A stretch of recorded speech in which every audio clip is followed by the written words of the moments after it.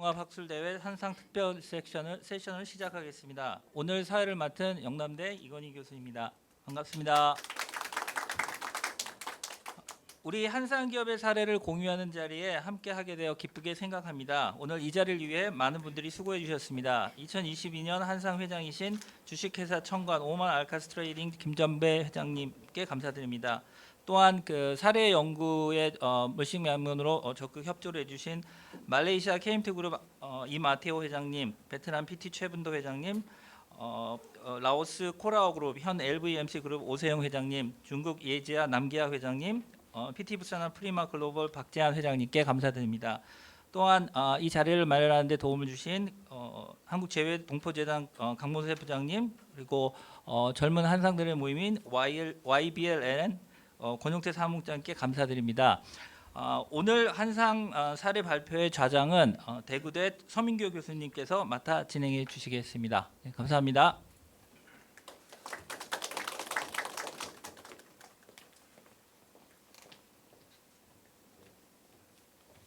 예, 좌장을 맡은 대구대 서민교입니다. 요즘 굉장히 경제가 어렵습니다. 역세계화 시대라고 할 정도로 굉장히 어려운 시대에 보호무역 장벽 또 이런 코로나 등등 여러 가지 어려움이 있습니다. 이럴수록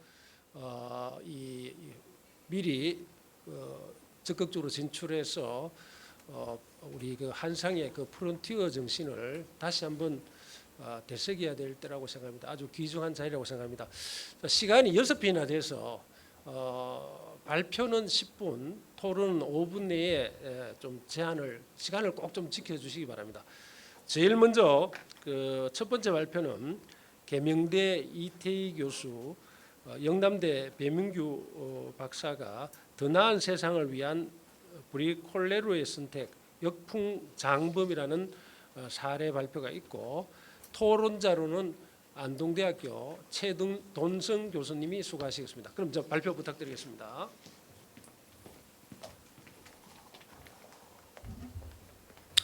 네, 반갑습니다. 오늘 발표를 맡게 된 계명대학교 이태희입니다. 오늘 발표의 제목은 더 나은 세상을 위한 블리콜레르의 선택, 역풍장범입니다. 통상적으로 사람들이 이 동물이라던가 뭐 호랑이 예를 들면 이런 어떤 짐승들에게 손을 물리면 본능적으로 뒤로 빼려고 하는 습성이 강합니다. 하지만 본능적으로 제가 오늘은 이렇게 뭐 생각하는 그런 어떤 찰나가 아니라 본능적으로 오히려 짐승의 아가리에 손을 넣는 그런 어떤 기세, 그런 어떤 야성적 사고, 그 부분이 아마 역풍장범이라고 오늘 주제가 되는 주청관 김전배 회장의 어떤 브리콜레르의 선택이 아닌가, 이렇게 이제 오프닝을 시작하겠습니다.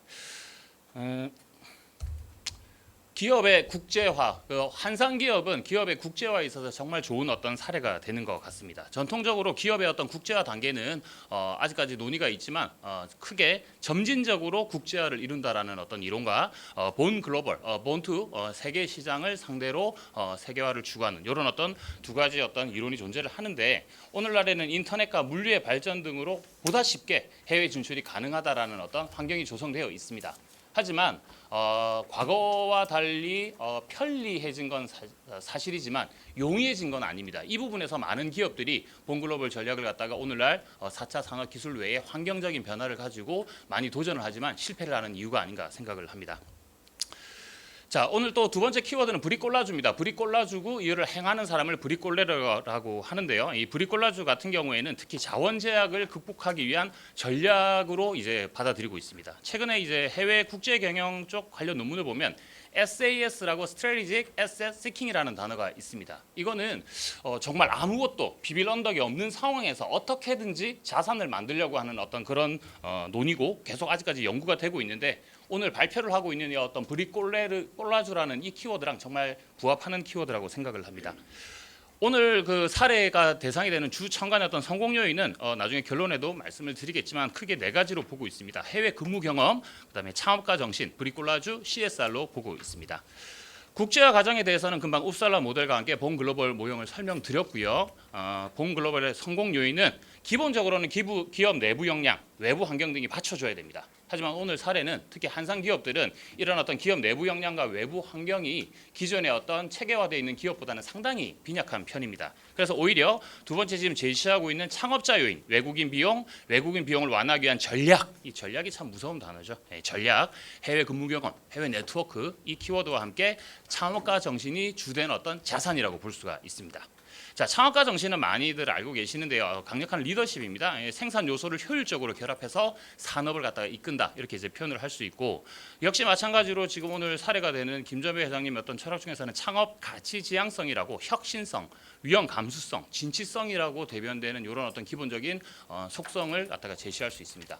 말은 이렇게 쉽게 하지만 아마 이 한상 기업들의 실제로 활동을 하시는 분들은 이게 뭐 이론적으로 어떤 개념이다 이런 어떤 생각을 하지는 않으실 것 같습니다. 정말 야성적인 사고로 부딪히지 않나 그렇게 생각이 듭니다. 브리콜라주 같은 경우에는 많은 어떤 정의가 있지만 프랑스어인데요. 여기서 이제 재미있는 부분은 밑에 한 네 번째 줄에 보면 새로운 문제와 기회의 주변 자원의 조합으로 무엇이든지 만드는 것입니다. 말은 마치 이제 뭐 매직 핸드 같은 그런 느낌이 들지만 정말 없는 상황에서 뭔가 이 자산을 갖다가 이끌어내는데 브리콜라주의 어떤 핵심이 있다고 볼 수가 있습니다. 그다음에 이제 CSR, 전략적 CSR에서 오늘 사례만을 두고 보면요, 김전배 회장님의 어떤 철학 같은 경우에는 CSR이라는 게 원래 시작은 이제 체리티, 자선에서 시작이 됐다라고 이제 보는데 요지는 지속 가능해야 된다라는 부분입니다. 청간 개요는 이러하고요. 많이 찾아볼 수 있을 거라 생각을 합니다. 연역에서 보면 되게 이렇게 순서적으로 이렇게 그냥 이벤트적으로 나와 있지만 이거 하나가 우리 처음에 했던 역풍장범 하나하나가 전부 다 맞바람에 해당을 합니다. 하나하나 변화가 일어날 때마다 파도가 몰려왔고 그걸 갖다가 세일 투 더 윈드라고 해가지고 거기다가 이제 마치 짐승이 아가리에 넣듯이 진취적으로 나아갔던 사례라고 보시면 됩니다. 김전배 회장님 오늘 여기 여수에서 학회가 열리는데요. 여수수산대학을 졸업을 하셨습니다. 그리고 처음에 배를 타서 정말 아무것도 없는 상황에서 지금 기업의 연 매출 300억 이상을 갖다가 매출액으로 올리는 그런 기업으로 성장을 시켰습니다. 조직 구도는 이렇고요. 뭐 선박 사진 인터넷에서 쉽게 볼 수가 있습니다. 대단하죠. 배 한 척은 정말 비싼데 그걸 갖다가 잘 영위를 하셨고, 성공 전략에서 첫 번째 이벤트가 되는 해외 시장 근무 경험. 힘듭니다. 해외라는 부분은 상당히 힘들고 배를 탈 때의 그 마음이 저도 약간은 느껴지는데 아마 젊은 날에 모든 사람들이 느끼는 마음이지 않을까. 하지만 첫 번째 이 시련이 닥쳐옵니다. 도산이 있었지만은 이를 극복하고, 근데 이 사례를 갖다 계속 읽으면서 제가 느꼈던 느낌은 보통 사람들이 느끼는 일반적인 나약함이 아니고 정말 어떤 기상, 기계, 어떤 역풍장범의 기세가 있기 때문에 이런 스토리를 만들지 않았나 싶습니다. 그래서 해외 시장 근무 경험은 중요한 성공 요인으로 작용을 했고요. 두 번째는 이제 국제적 창업가 정신인데 이 배 자체가 인수되고 위기가 닥쳤을 때 이 부분에 대해서는 사람들은 통상 이제 위험을 회피하지만 이분은 이제 한번 이제 다시 또 돛을 올린 겁니다. 그래서 배팅을 한번 하신 거죠. 그래서 경험, 본능적으로 오는 경험으로 해서 판단을 내서 회사를 갖다가 읽었습니다. 하지만 이런 어떤 기세 외에 핵심 역량, 이 청간의 핵심 역량은 무엇이냐면 기존에 운영하던 회사가 도산을 했습니다. 하지만 이 도산이 단지 뭐 원유값이 폭등했다던가 환경적 요인이 아니고 잘못된 운영이라는 걸 갖다가 경험적 그다음에 실무적으로 하면서 간파를 하게 됩니다. 그래서 지금 아랍에미레이트로 가고 있는 그 마더포트 모항을 갖다가 바꿔버립니다. 오만 쪽으로. 그러면서 상당한 어떤 비용 절감을 갖다가 1회 출회당 10만 달러라는 절감을 이뤄냈고요. 그런 어떤 자산을 갖다가 모으기 시작하고 때마침 93년에서 97년 정도에 이 수산업을 하다 보는데 그때 풍년이 풍어기였다고 합니다. 그래서 역시 기회가 또 주어졌고요. 그래서 점점 회사 자체가 성장할 수 있는 그런 계기가 되었습니다. 사진에서 저도 이제 직접 뵙지는 못했는데 계속 이렇게 보다 보면 상당히 어떤 이 호방한 그런 어떤 스타일이고요. 실제로 여기 사례에서 그리스 업체 탈라스 외에도 오만 시장 등 이 외부 사람들을 만나는데 어떻게 이렇게 어떤 그 신뢰를 이끌어낼까? 이거는 이제 조금 더 연구를 해봐야겠지만 상당한 어떤 지지를 이끌어내면서 실질적으로 여기 그 특히 아프리카 쪽에서는 소말리아라고 하는 악명 높은 그런 어떤 국가가 있습니다. 그래서 저희가 수에즈 운하를 지날 때도 해군들이 대동을 해주는 그런 어떤 조짐에도 한 번의 사고 없이 그 또 위험한 바다다 보니까 아무도 거기서 어획을 하려고 하지는 않습니다. 그런데 가서 이제 경비까지 세우면서 수확 조업량을 갖다가 상당히 올리고 풍어기도 역시 또 도와주고 여러 환경연구소가 이래서 많은 어떤 성과를 냈다고 합니다. 그리고 실제로 또 제가 봤을 때 또 하나의 어떤 터닝 포인트는 우리나라에서도 지원을 잘 해주지 않는 상황에서 아프리카에서 상당한 어떤 투자를 일궈냈고요. 반대로 거기서 그치지 않고 CSR이라고 지금은 이제 CSR이라고 하지만 지금은 이제 많이 유행되는 어떤 단어라고 볼 수 있지만 그 전에 이걸 갖다가 다시 또 아프리카 쪽에다가 환원을 하겠다는 생각을 하신 것 같습니다. 그래서 상당히 지속적으로 아프리카 좀 더 나은 세상을 위해서 다시 또 환원하는 그런 어떤 CSR을 구사하고 있습니다.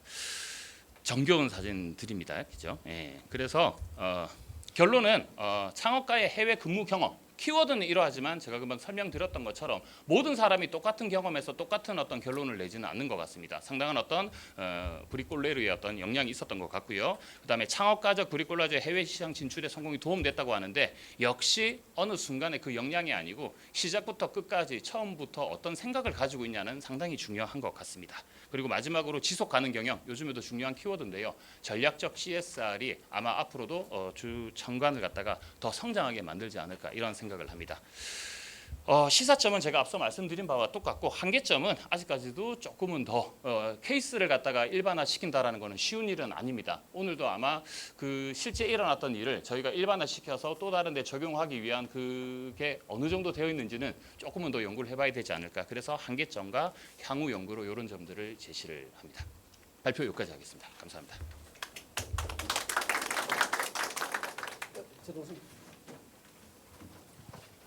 아주 짧은 시간 내에 잘 시간을 지켜서 발표를 잘 해주셨습니다. 주청관 김정배 회장님의 그 사례를 해외 근무 경험 또 창업가적 브리콜라주 지속적 CSR 등 이런 성공 요인으로 지적했습니다. 자 그러면은 우리 최동선 교수님 이 발표에 대해서 토론 좀 부탁드리겠습니다. 네, 토론을 맡은 안동대학교 최동승입니다. 먼저 그 주식회사 청관에 대해서 사례 분석을 통해서 역풍 장범 굉장히 멋있는 단어를 쓰시면서 이제 논문을 작성해 주셨는데요. 개인적으로는 지금 현재 이제 이번 한국경영학회 융합학술대회 주제가 이해관계자 자본주의 경영의 구현이라는 이 주제에 굉장히 충실한 연구이지 않았나 생각합니다. 그리고 개인적으로 저는 이제 만약에 제가 사례 연구를 했다면 뭔가 창업가 정신 내지는 도전 정신 이 정도의 단어밖에 생각이 안 났을 것 같은데 브리콜레르라는 이러한 이제 그 경영 철학을 엿볼 수 있는 이런 단어의 선택과 역풍장범이라는 어떤 굉장히 의미 있는 단어를 선택해 주셔서 논문을 잘 작성해 주신 것 같습니다. 사실 이제 사례 연구다 보니까 발표에서는 잘 드러나진 않았지만 이제 풀텍스트에 보면은 이제 선행 연구에 대한 풍부한 검토가 있었습니다. 그래서 기업에 대해서 굉장히 심층적으로 분석을 해서 논리적 체계성을 갖춘 연구라고 생각이 듭니다.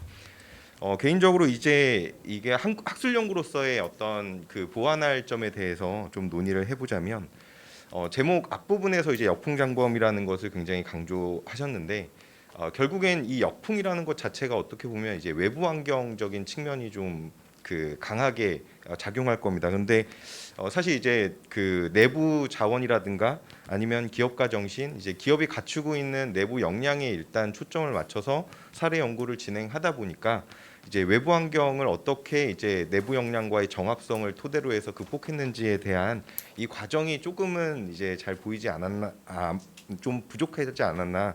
그래서 그 부분이 좀 더 보완되었으면 하는 생각이 들었고요.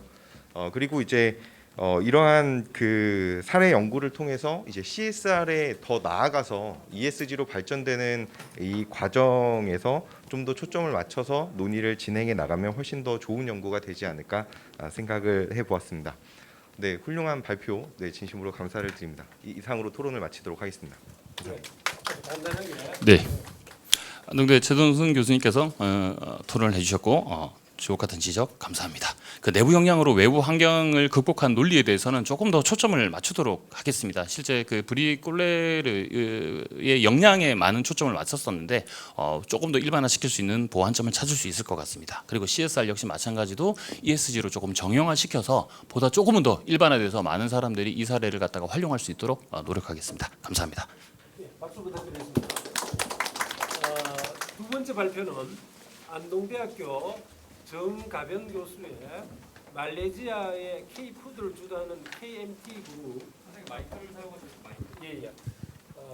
두 번째 발표는 안동대학교 정가변 교수가 말레이시아의 K푸드를 주도하는 KMT 그룹에 대해서 사례 발표를 하시고 토론자는 충남대 김태중 교수님이 수고하시겠습니다. 그럼 발표 좀 부탁드리겠습니다. 안녕하십니까. 국립안동대학교 무역학과의 정가배이라고 합니다. 저는 말레이시아의 한상 기업인 KMT 그룹에 대해서 사례 연구를 한번 해봤습니다. 컨텐츠는 이렇게 진행되고요. 먼저 말레이시아는 동남아시아 국가 중 높은 경제 성장을 이루고 있어 많은 글로벌 기업들이 주목하는 국가입니다. 그래서 우리의 한상 기업도 이제는 그 말레이시아에서 다양한 활동들을 하고 있는데 특히 이제는 그 중에서도 KMT 그룹은 한류의 편승과 그다음에 그 이마테오 회장님의 무단한 노력으로 인해서 나름대로 말레이시아에서 이제 한국 음식이라는 부분에 있어서의 좀 이렇게 선도적인 역할을 하고 있는 기업이다라고 볼 수 있겠습니다. 그래서 이 KMT 그룹이 어떻게 성공했냐의 부분에 있어서 칸터 교수가 얘기한 3C를 기반으로 해서 이 성공 요인과 향후 계획 및 과제를 살펴보도록 하겠습니다. 말레이시아는 동남아시아에 있는 국가고요. 뭐 이게 전반적으로 소개하는데 특히 이제는 인구 대부분이 한 60% 이상이 이슬람교를 믿고 있다라는 특징을 좀 갖고 있어서 말레이시아에서 식품 산업을 주도하기 위해서는 그 할랄을 조금 인증을 받는 게 중요한 부분이 있다라고 보시면 되겠습니다. 그래서 할랄은 식품 중 모든 채소, 과일, 곡류, 해산물을 간주하고요. 육류는 주로 양, 소, 닭 등 허용된 고기에서 신의 율법에 따라 도축된 고기만 할랄로 인정하고 있습니다. 앞서 말씀드린 대로 말레이시아는 무슬림, 이슬람교 비중이 60%에 달하기 때문에 큰 할랄 시장을 보유하고 있고 이 말레이시아라는 국가에서의 할랄은 특히 이제는 국가 주도 차원에서의 할랄 인증 제도를 하고 있기 때문에 이 전 세계 할랄 시장에서의 말레이시아가 좀 이제는 허브의 역할을 하는 그러한 국가로 보고 있다라고 보시면 되겠습니다. 그래서 또한 이제 말레이시아에서 한류는 뭐 동남아시아 국가에서 우리 한류가 상당히 인기가 있는 것처럼 말레이시아에서도 큰 팬덤을 보유하고 있습니다. 말레이시아 약 3천만 명의 인구가 사는 다민족 국가로 동남아시아의 다른 국가들에 비해서 상당히 구매력이 뛰어난 편이고 말레이시아의 젊은 층은 뭐 지상파, 유료방송, 온라인 등 다양한 매체 및 플랫폼을 통해서 한류의 콘텐츠를 적극적으로 소비하고 있습니다. 그래서 이 동남아시아 국가 중에서도 말레이시아는 특히 이제는 한류의 영화, 출판, 게임 그리고 다양한 어떠한 한국 음식 등도 최고 높게 평가하는 국가로 되고 있습니다. 자, 말레이시아 한상 기업은 크게 이제 네 가지 파트로 볼 수가 있는데요. 식품 유통 서비스업, 무역 서비스업, 음식 서비스업, 한류 서비스업 중점으로 주로 되어 있고요. 특히 이제는 식품 유통 서비스업에서 KMT 그룹이 거의 주도적인 역할을 하고 있다라고 보시면 되겠습니다. KMT 그룹은 1994년 12월 12일에 이마테오 회장이 설립했습니다. 그래서 한국의 일상 소비재를 전문적으로 수입 유통하는 한상 기업입니다. 주로 이제는 한국에서 한국 제품을 수입을 해서 말레이 시장에서 유통을 하는 그러한 기업이고요. 그리고 유통업체 제품 공급하고 호텔, 카페, 레스토랑 등에도 식자재를 공급하고 있는 기업입니다. 2012년에는 주요 사업인 그러니까 주요 파트너 기업인 주식회사 농심의 어떠한 그 할랄 인증을 말레이시아에서 받아서 이러한 농심의 할랄 제품에 대한 어떠한 그 말레이시아 현지에서의 OEM 생산 시설, 그다음 보관 및 운송 차량 구축을 이 KMT 그룹이 진행하고 있습니다. 그를 기반으로 해서 말레이시아에서 만들어진 어떤 주식회사 농심의 식품들을 다른 동남아시아 국가나 중동 국가들로 이렇게 판매하는 역할도 하고 있습니다. 이마테오 회장입니다. 이마테오 회장은 2020년도에 21년도에 이제는 말레이시아 사업에 그 사회에 이바지했다라는 그러한 평을 받아서 이 백작자기를 받을 정도로 말레이시아 사회에서 큰 영향력을 행사하고 있는 한상기업 대표입니다. 계열사는 총 8개, 한국 식음료, 미용 및 가정생활용품, 소매점, 운송, 물류, 한의학, 한국 음식, 유통 등의 8개의 계열사를 가지고 있고요. 그래서 이제 성공 요인은 칸터 교수님의 3C를 기반으로 하였습니다. 왜 이 3C를 기반으로 했냐면 3C라는 것 자체가 기업이 어떠한 지역사회에 어떠한 이바지를 하는가를 통해서의 그 성공 요인을 분석하는 부분에 있어서는 상당히 좋은 부분이 있어서 이 KMT 그룹의 성공 요인을 이러한 칸터 교수님의 3C를 기반으로 해서 창의적 컨셉, 역량, 연결 등을 통해서 한번 살펴보았습니다. KMT 그룹의 창의적 컨셉은 현지화 전략입니다. 현지화 전략, 시장 기회 발견 등이 있고요. 특히 현지화 전략은 철저하게 이제는 현지 시장, 말레이시아 시장에 맞춘 어떤 용량의 조정이나 그다음에 할랄 인증, 그다음에 시장 기회 발견은 어떠한 그 말레이시아의 경제 성장을 해서 중산층의 확대, 그래서 중산층 공략을 위한 어떠한 새로운 시장 발견, 또한 1인 가구와 싱글 여성의 구매력이 높아진다는 고려해서 새로운 소비자들을 발견해서 이들이 잘 구매할 수 있는 어떠한 식품, 조리식품 등의 그러한 공급을 추진했습니다. 역량은 멀티 유통 채널을 했습니다. 그 온오프라인을 모두 통해서 말레이시아 소비자들이 언제 어디서나 손쉽게 한국 식음료 제품을 추진할 수 있도록 했고요. 매년 한국 식품점과 TV 홈쇼핑, 라이브 커머스 등도 진행하고 있습니다. 대표적으로 할랄 식품 인증을 획득해서 한국 식품이 이슬람교 국가인 말레이시아에서 확대될 수 있도록 하였고요. 철저한 인적 자원 관리, KMT 그룹의 거의 대부분의 종업원들이 이슬람교도임을 감안해서 철저하게 그 종업원 관리와 종교와 그 현지 종업원들의 어떠한 특성 등을 파악해서 인적 자원 관리를 추진하였습니다. 연결입니다. 정부, 사회공헌 이런 부분에서 KMT 그룹이 굉장히 잘하고 있는데요. KMT 그룹은 말레이시아 경찰국의 요청으로 경찰 키오스크 스테이션도 이제는 경찰들이 머무는 장소를 KMT 그룹이 이제 좀 개조도 해주고, 그러나 코로나19 상황에서의 보건부의 요청으로 방역용품 기부나 하면서 이제 정부와의 협력으로 말레이시아 사회에 기여하고 있고요. 사회공헌 활동으로는 이 지역사회에 소외된 사람들 돕고 지역사회의 전반적인 복지 향상을 위해서 항상 노력을 하고 지원을 하고 아끼지 않고 있습니다.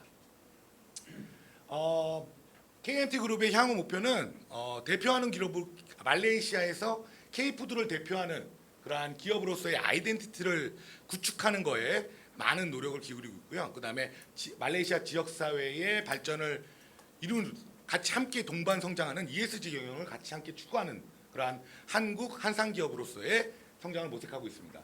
그다음에 기업의 지속 가능 경영을 위해 기존에 이제는 수입해서 단순하게 어떠한 말레이시아 시장에서의 어떠한 그 유통업체나 이런 데 납품하던 B2B 사업 전략에서 좀 더 확대해서 좀 더 이제는 말레이시아 소비자들한테 직접적으로 가는 B2C 사업으로의 전환을 모색하고 있고요.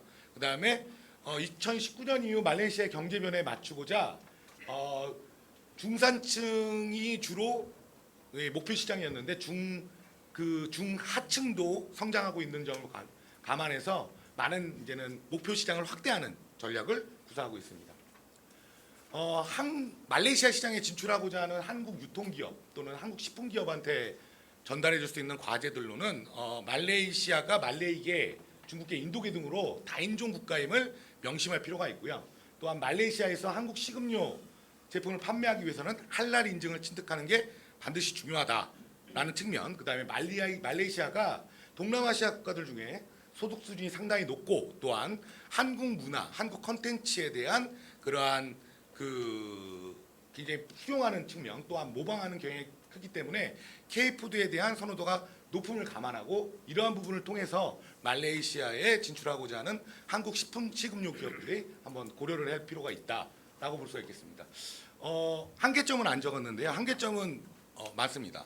아직 자료가 좀 부족한 점이 있어서요. 좀 더 자료를 더 보완해서 더 완성된 논문을 만들 수 있도록 하겠습니다. 감사합니다.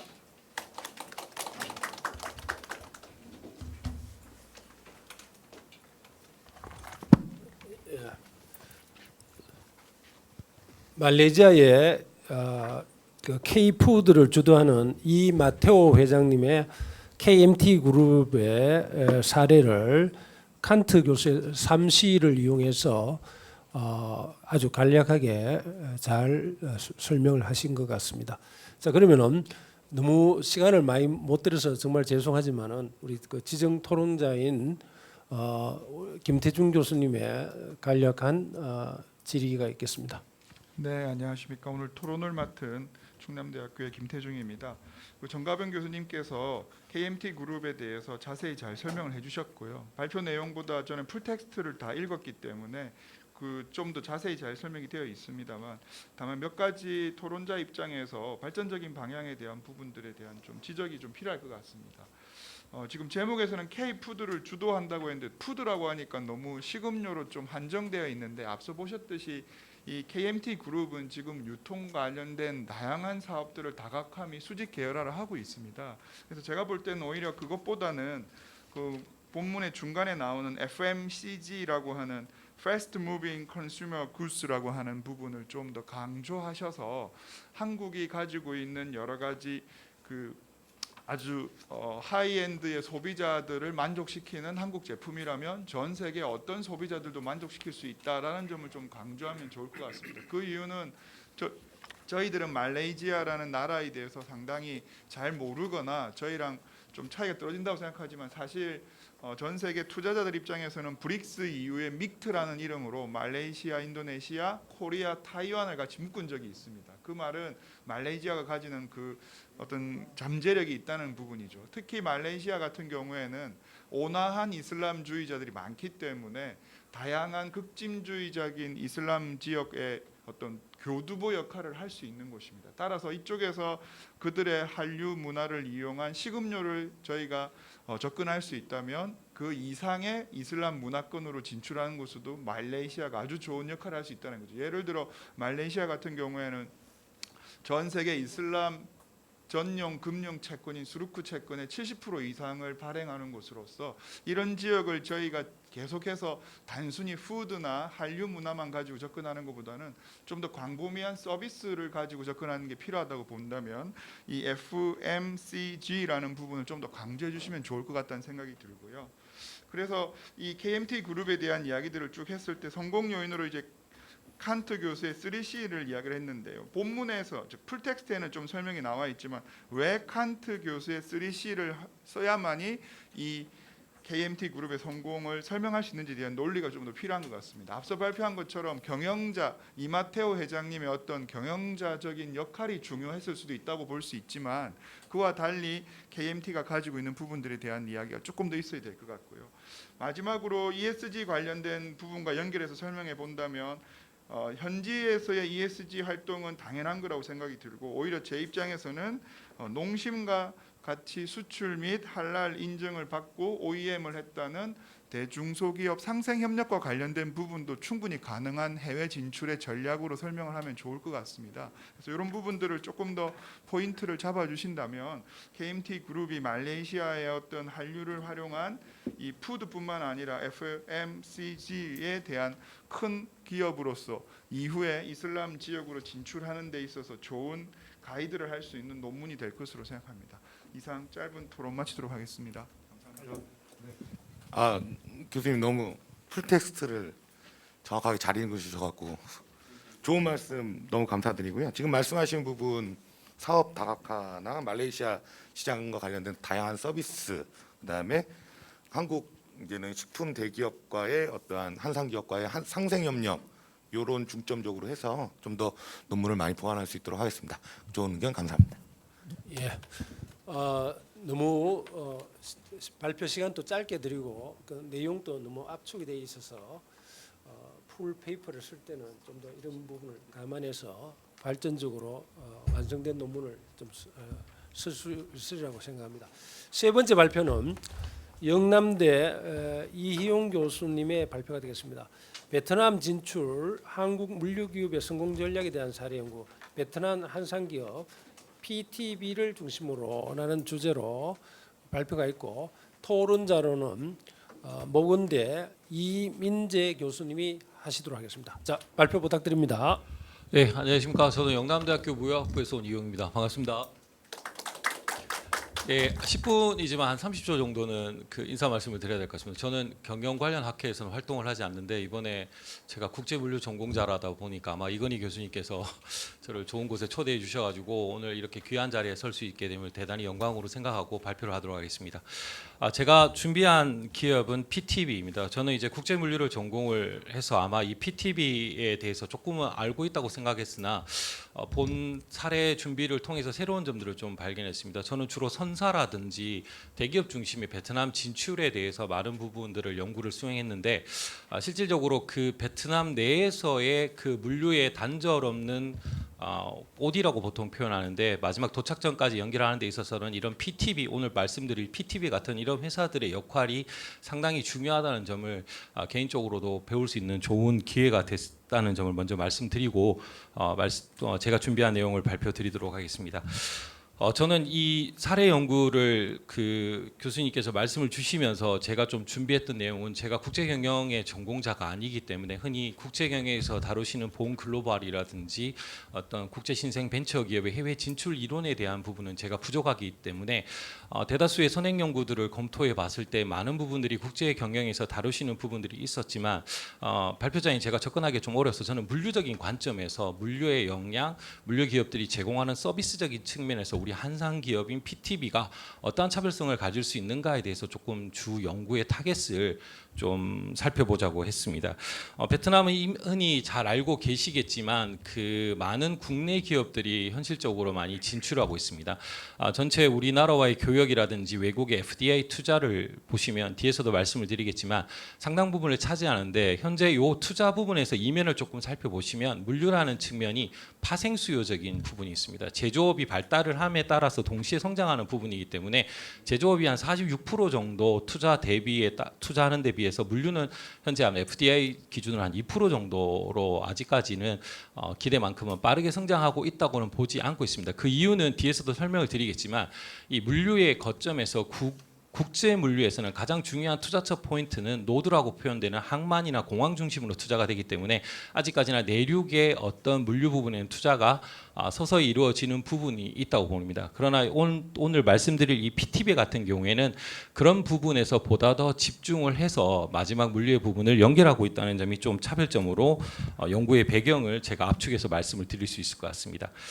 제가 이 부분에 대해서는 좀 전공의 문외한이기 때문에 여러 가지 논문들을 조금 살펴봤습니다. 그래서 제가 크게 집중한 부분은 개념적 정의로 본글로벌 기업과 국제신생 벤처 기업에 대해서 조금 살펴봤었고요. 그리고 한상 기업에 대한 측면에서 조금 살펴봤습니다. 그래서 이런 것들의 이론적인 배경을 좀 바탕으로 본 연구 대상 기업과 어떤 상관성이 있는지를 좀 살펴보고자 했었습니다. 2022년 7월 기준으로 현재 한상 기업 현황은 13,085개가 등록이 되어 있고요. 물론 우리나라 기준이 제일 많습니다. 베트남은 의외다 싶을 정도로 한 105개 기업 정도가 등록이 되어 있습니다. 그래서 이게 기본적인 데이터였습니다. 선행 연구는 제가 검토를 세 가지 방향에서 조금 해봤습니다. 먼저 베트남 진출 한상 기업에 관한 연구를 검토해봤습니다. 오늘 이 자리에서 제가 가장 많이 읽었던 교수님의 논문이 이장석 교수님의 논문인데 뒤에 제가 발표가 있으셔서 영광으로 생각합니다. 이장석 교수님의 가장 한상, 특히 베트남을 포함한 동남아 한상 비즈니스 특성과 기업가 정신에 관한 연구들이 상당히 많았습니다. 그래서 이런 연구들을 바탕으로 유사 연구들을 조금 찾아봤었습니다. 하지만 베트남만 타겟으로 한 어떤 베트남 진출 한상 기업 연구에는 조금 아쉬움이 있는 게 많은 부분 연구들이 없었습니다. 그리고 밑에서 살펴보시는 것과 같이 베트남 진출 한상 기업에 대해서 어떤 서베이들이 이루어졌는데 이게 2007년, 2010년, 2011년, 2013년 정도의 연구들만이 존재하고 하고 있어서 최근의 연구들은 조금 부족했었습니다. 그래서 이런 선행 연구들을 좀 살펴봐서 어떤 특성을 좀 찾아보려고 했었고요. 두 번째는 우리나라의 물류 기업들이 해외 진출을 할 때 어떤 특성을 가지고 있는지에 대해서 조금 살펴봤습니다. 국내 물류 기업들의 해외 진출의 경우에는 사실은 화주 기업, 국내 대기업, 화주 기업의 서비스의 안정성이라든지 동반 진출에 관한 요인들이 가장 많았었고요. 또 그다음 어쩔 수 없이 파트너로서 예를 들면 우리가 중국에 진출할 때 우리나라 물류 기업들이 다 진출을 못하면 중국 현지 기업과 네트워크를 구축하는 차원에서 진출하는 연구들로 압축이 됐었습니다. 그리고 마지막으로 살펴본 선행 연구에서는 베트남 진출 물류 기업에 관한 연구들이었는데요.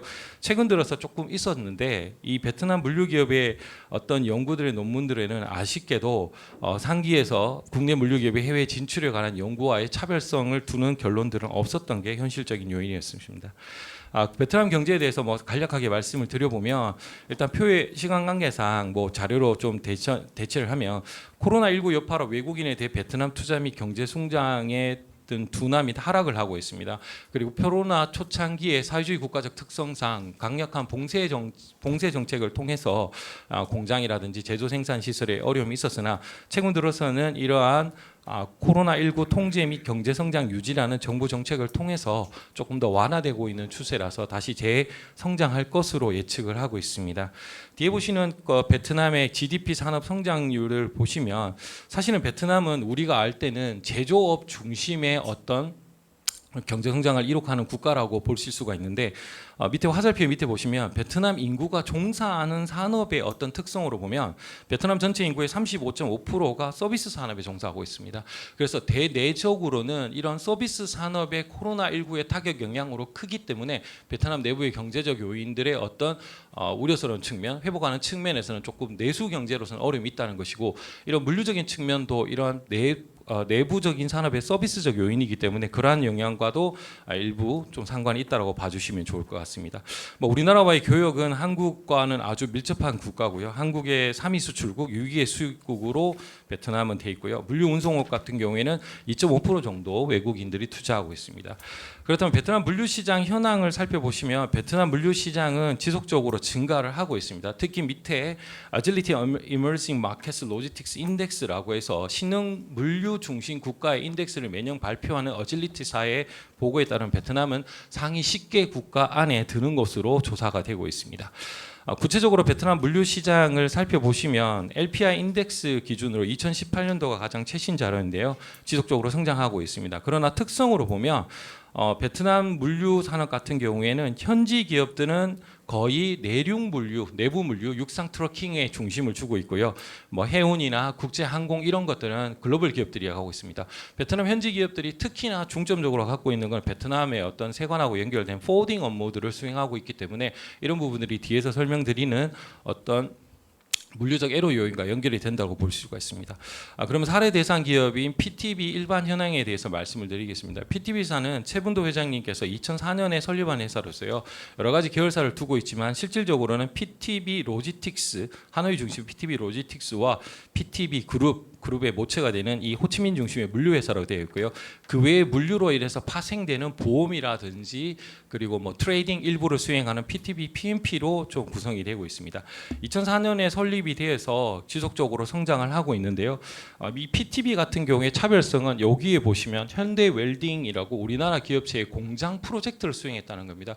보통 물류 회사들이 어떤 제조 시설을 옮길 때는 프로젝트 로지틱스라 해서 공장 설립 관련된 물류만 하는데 이 PTB 같은 경우에는 물류 이외에 뒤에서도 설명드릴 다양한 어떤 산업적인 노하우를 갖고 있음에 따라서 물류 서비스를 하는데 부가 활동에 대한 컨설팅이나 서비스를 제공해 줄 수 있다는 게 이 그룹의 가장 큰 강점으로 볼 수가 있습니다. 그래서 핵심적으로 시간 관계상 결론을 좀 말씀을 드리면은요. 제가 이제 PTB의 성공 요인 분석을 위해서 어떤 논리적 모델이 있어야 됐기 때문에 이제 베트남 진출한 한국 물류 기업이 54개사 정도 되는데 제가 기존에 따로 조사했던 거나 여러 가지 문헌들을 바탕으로 해서 이들 기업이 베트남에 진출할 때 어떤 애로 사항이 있는지를 도출해 왔습니다. 5가지로 요약해서 말씀드릴 수 있는데요. 첫 번째로는 우리나라 이외에 뭐 DHL이라든지 너무나 잘 아는 글로벌 물류 기업이 높은 시장 점유율을 갖고 있다는 점이고요. 두 번째는 베트남이 지도를 보시면 길게 남북으로 연결되어 있는데 열악한 물류 인프라로 인해서 어떤 물류적인 어떤 가시성 이런 부분이 떨어진다는 거고요. 세 번째로 이제 베트남이 지속적으로 인건비가 상승하고 있습니다. 그리고 네 번째로는 역시 대다수의 사회주의 국가들에서 나타나는 물류의 애로 사항이라 볼 수 있는 복잡한 통관 절차와 법규의 불투명성의 문제가 있었습니다. 그리고 다섯 번째는 이런 국가들이 제조업 중심으로 해외 투자가 이루어지다 보니 아직도 물류라는 부분이 상당히 낮은 수준에 있다 보니까 이런 물류 산업에 그 투입되는 노동력이 전문성이 떨어진다는 점에 5가지 요인들을 뽑았습니다. 그래서 이제 저는 이제 역으로 이 5가지 요인들에 대해서 우리 사례 대상 기업인 PTB가 어떤 식으로 이 문제를 해결하고 있는지에 대해서 조금 성공 요인으로 도출해봤습니다. 4가지 정도로 도출했는데요. 첫 번째는 풍부한 경험과 전문성으로 초기 한국 기업의 베트남 생산 기지 설립 및 공장 이전 프로젝트를 수행하면서 축적된 노하우를 바탕으로 다양한 서비스와 컨설팅 연계를 할 수 있다는 겁니다. 이 부분은 아마 우리 설립자인 최분도 회장님께서 아마 가지셨던 어떤 기존의 뭐 물류 기업의 CEO와는 차별성으로 볼 수가 있고요. 두 번째로는 다양한 고객 맞춤형 서비스 제공으로 물류 전 분야에 대해서 서비스를 하고 있다는 겁니다. 대다수의 해외 진출, 특히 동남아 진출 우리나라 물류 기업 같은 경우에는 해상 운송이면 해상 운송, 창고면 창고, 포장이면 포장 이런 부분만 하는데 이 PTB사 같은 경우에는 고객의 니즈에 따라서 전체의 물류의 전체의 기능까지 수여할 수 있다는 게 큰 차별성이고요. 특히 앞서 보시는 바와 같이 자체 ERP를 갖고 있습니다. 현재 물류에서 가장 중요한 것은 물류의 가시성인 부분인데 PTB 자체의 그 ERP를 갖고 있음으로써 PTB를 활용하는 고객사들은 베트남 내에서 물류 전체의 프로세스가 어떻게 이루어지는지 예측 가능하도록 했다는 점이 이 기업의 큰 특징으로 볼 수 있습니다. 세 번째는 전문 인력의 안정적 투입입니다.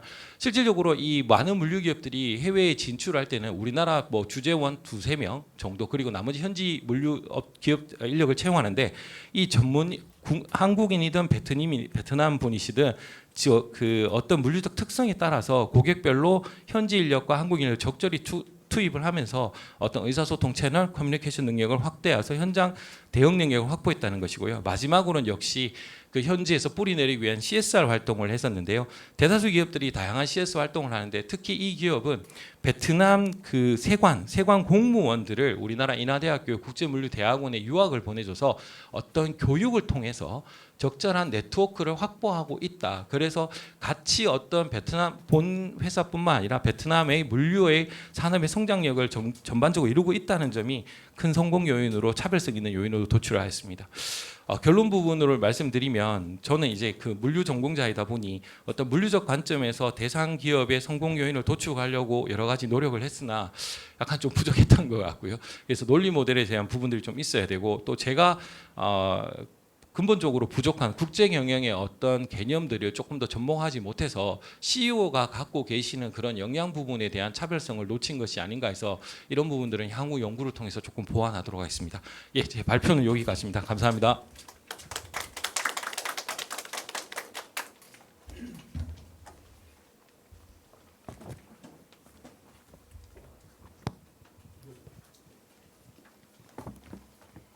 예, 이 베트남 진출한 한국 물류 기업 이 PTB의 최분도 회장님의 사례가 있었습니다. 자, 그러면 이민재 교수님의 그 토론이 있겠습니다. 예, 안녕하십니까. 오늘 토론을 맡은 모건대학교 이민재입니다. 우선은 저도 이제 이번에 이 논문을 보면서 PTV란 회사를 처음 알게 됐습니다. 그래서 많이 공부하는 측면에서 글을 읽었고요.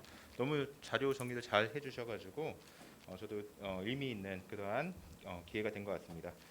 그래서 최근에 이제 베트남 같은 경우는 이 글로벌 공급망의 충격으로 인해서 차이나 플러스 원이라고 불릴 만큼 매우 전략적 요충지로 구성하는 지역이다 보니까 이 지역에서 성공한 기업에 있는 이 사례를 어떻게 하면 조금 더 확산시킬 수 있을까 이런 측면을 조금 고민해 보았습니다. 그래서 제가 이제 제언을 2가지 정도 한번 드리고자 하는데요.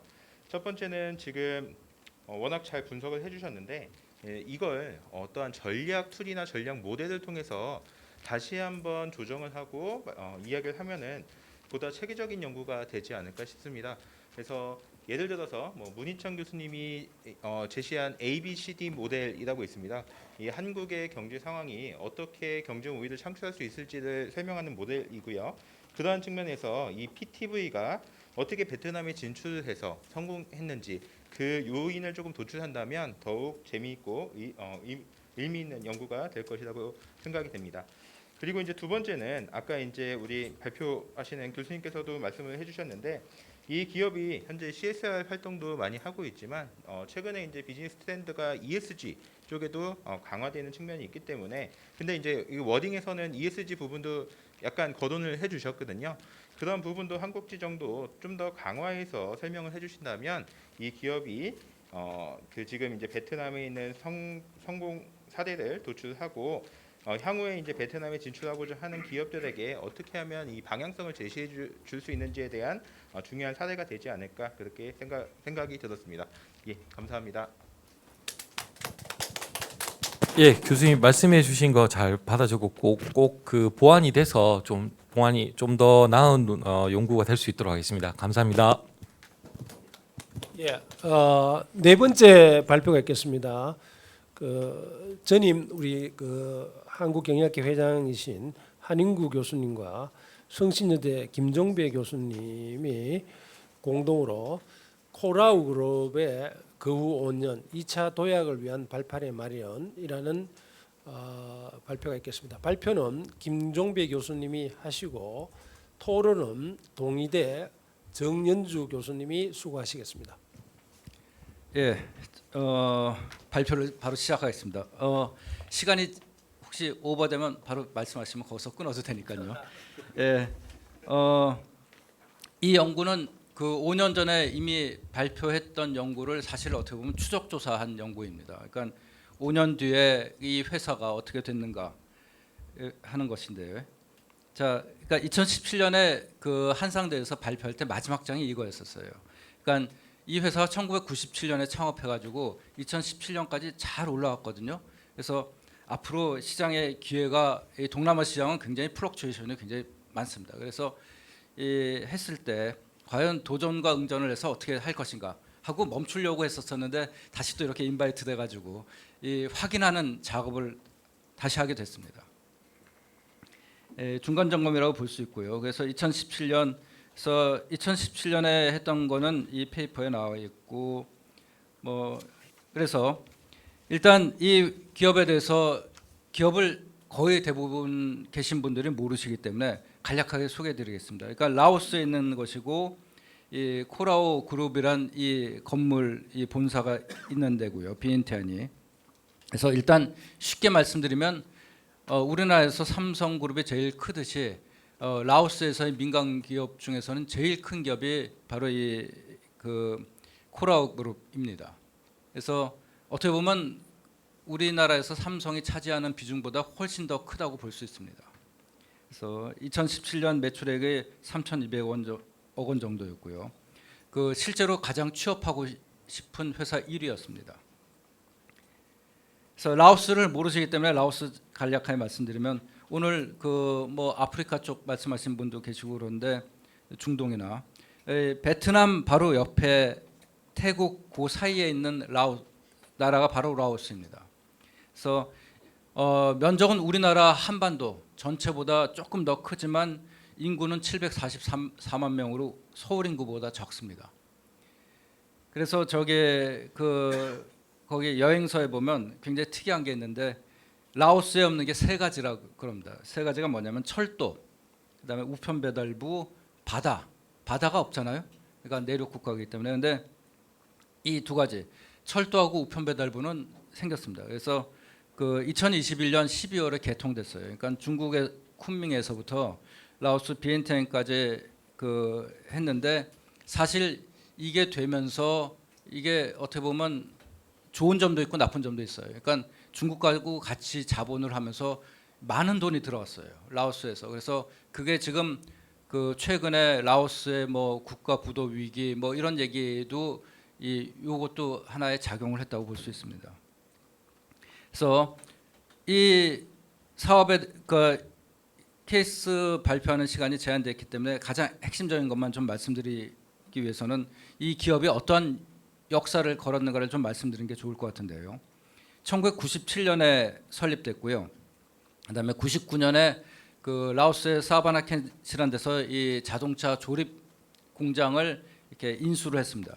그래서 주로 하는 사업이 초기에는 중고차 수입하는 사업이었고요. 두 번째는 신차를 부품으로 수입해서 그걸 조립하는 사업으로 됐습니다. 그래서 이게 99년에 이 공장이 하나의 그 발판이 됐고요. 그다음에 2003년에 오토바이 시작했고 2008년에 우리나라에서는 보통 금산분리해서 이 사업체가 은행을 못 하는데 여기서는 인도차이나 뱅크도 이렇게 열었습니다. 그다음에 2010년에 우리나라에서 한상 기업 최초로 그 코스피 시장에 상장을 했어요. 그러니까 그래서 요 2010년 후서부터는 다시 여기서부터 말씀드리겠습니다. 2010년에 처음으로 했고요. 그다음에 그 자기 회사 이외의 브랜드, 그러니까 현대나 이런 데서 부품을 수입해서 하던 데서 그 대한모터스라고 독자적인 브랜드를 개발했습니다. 그러니까 이 독자 브랜드는 말 그대로 중국에서 실제 자동차 부품을 해가지고 자기 이름으로 파는 차예요. 그러니까 이렇게 됐고 2014년에 그 S&T 그 효성 모터스를 그 인수해가지고 KR 모터스로 이 이름을 바꿨습니다. 뭐 2016년, 17년 여기까지가 5년 전의 연구 결과입니다. 그러면 그 이제 이번에 발표하는 것의 한 부분은 뭐냐면 2017년까지는 잘 올라왔어요. 그러면 그 사이 5년 동안 2018년서부터 2022년까지 어떤 일이 있었는가를 말씀드리고자 하는 것입니다.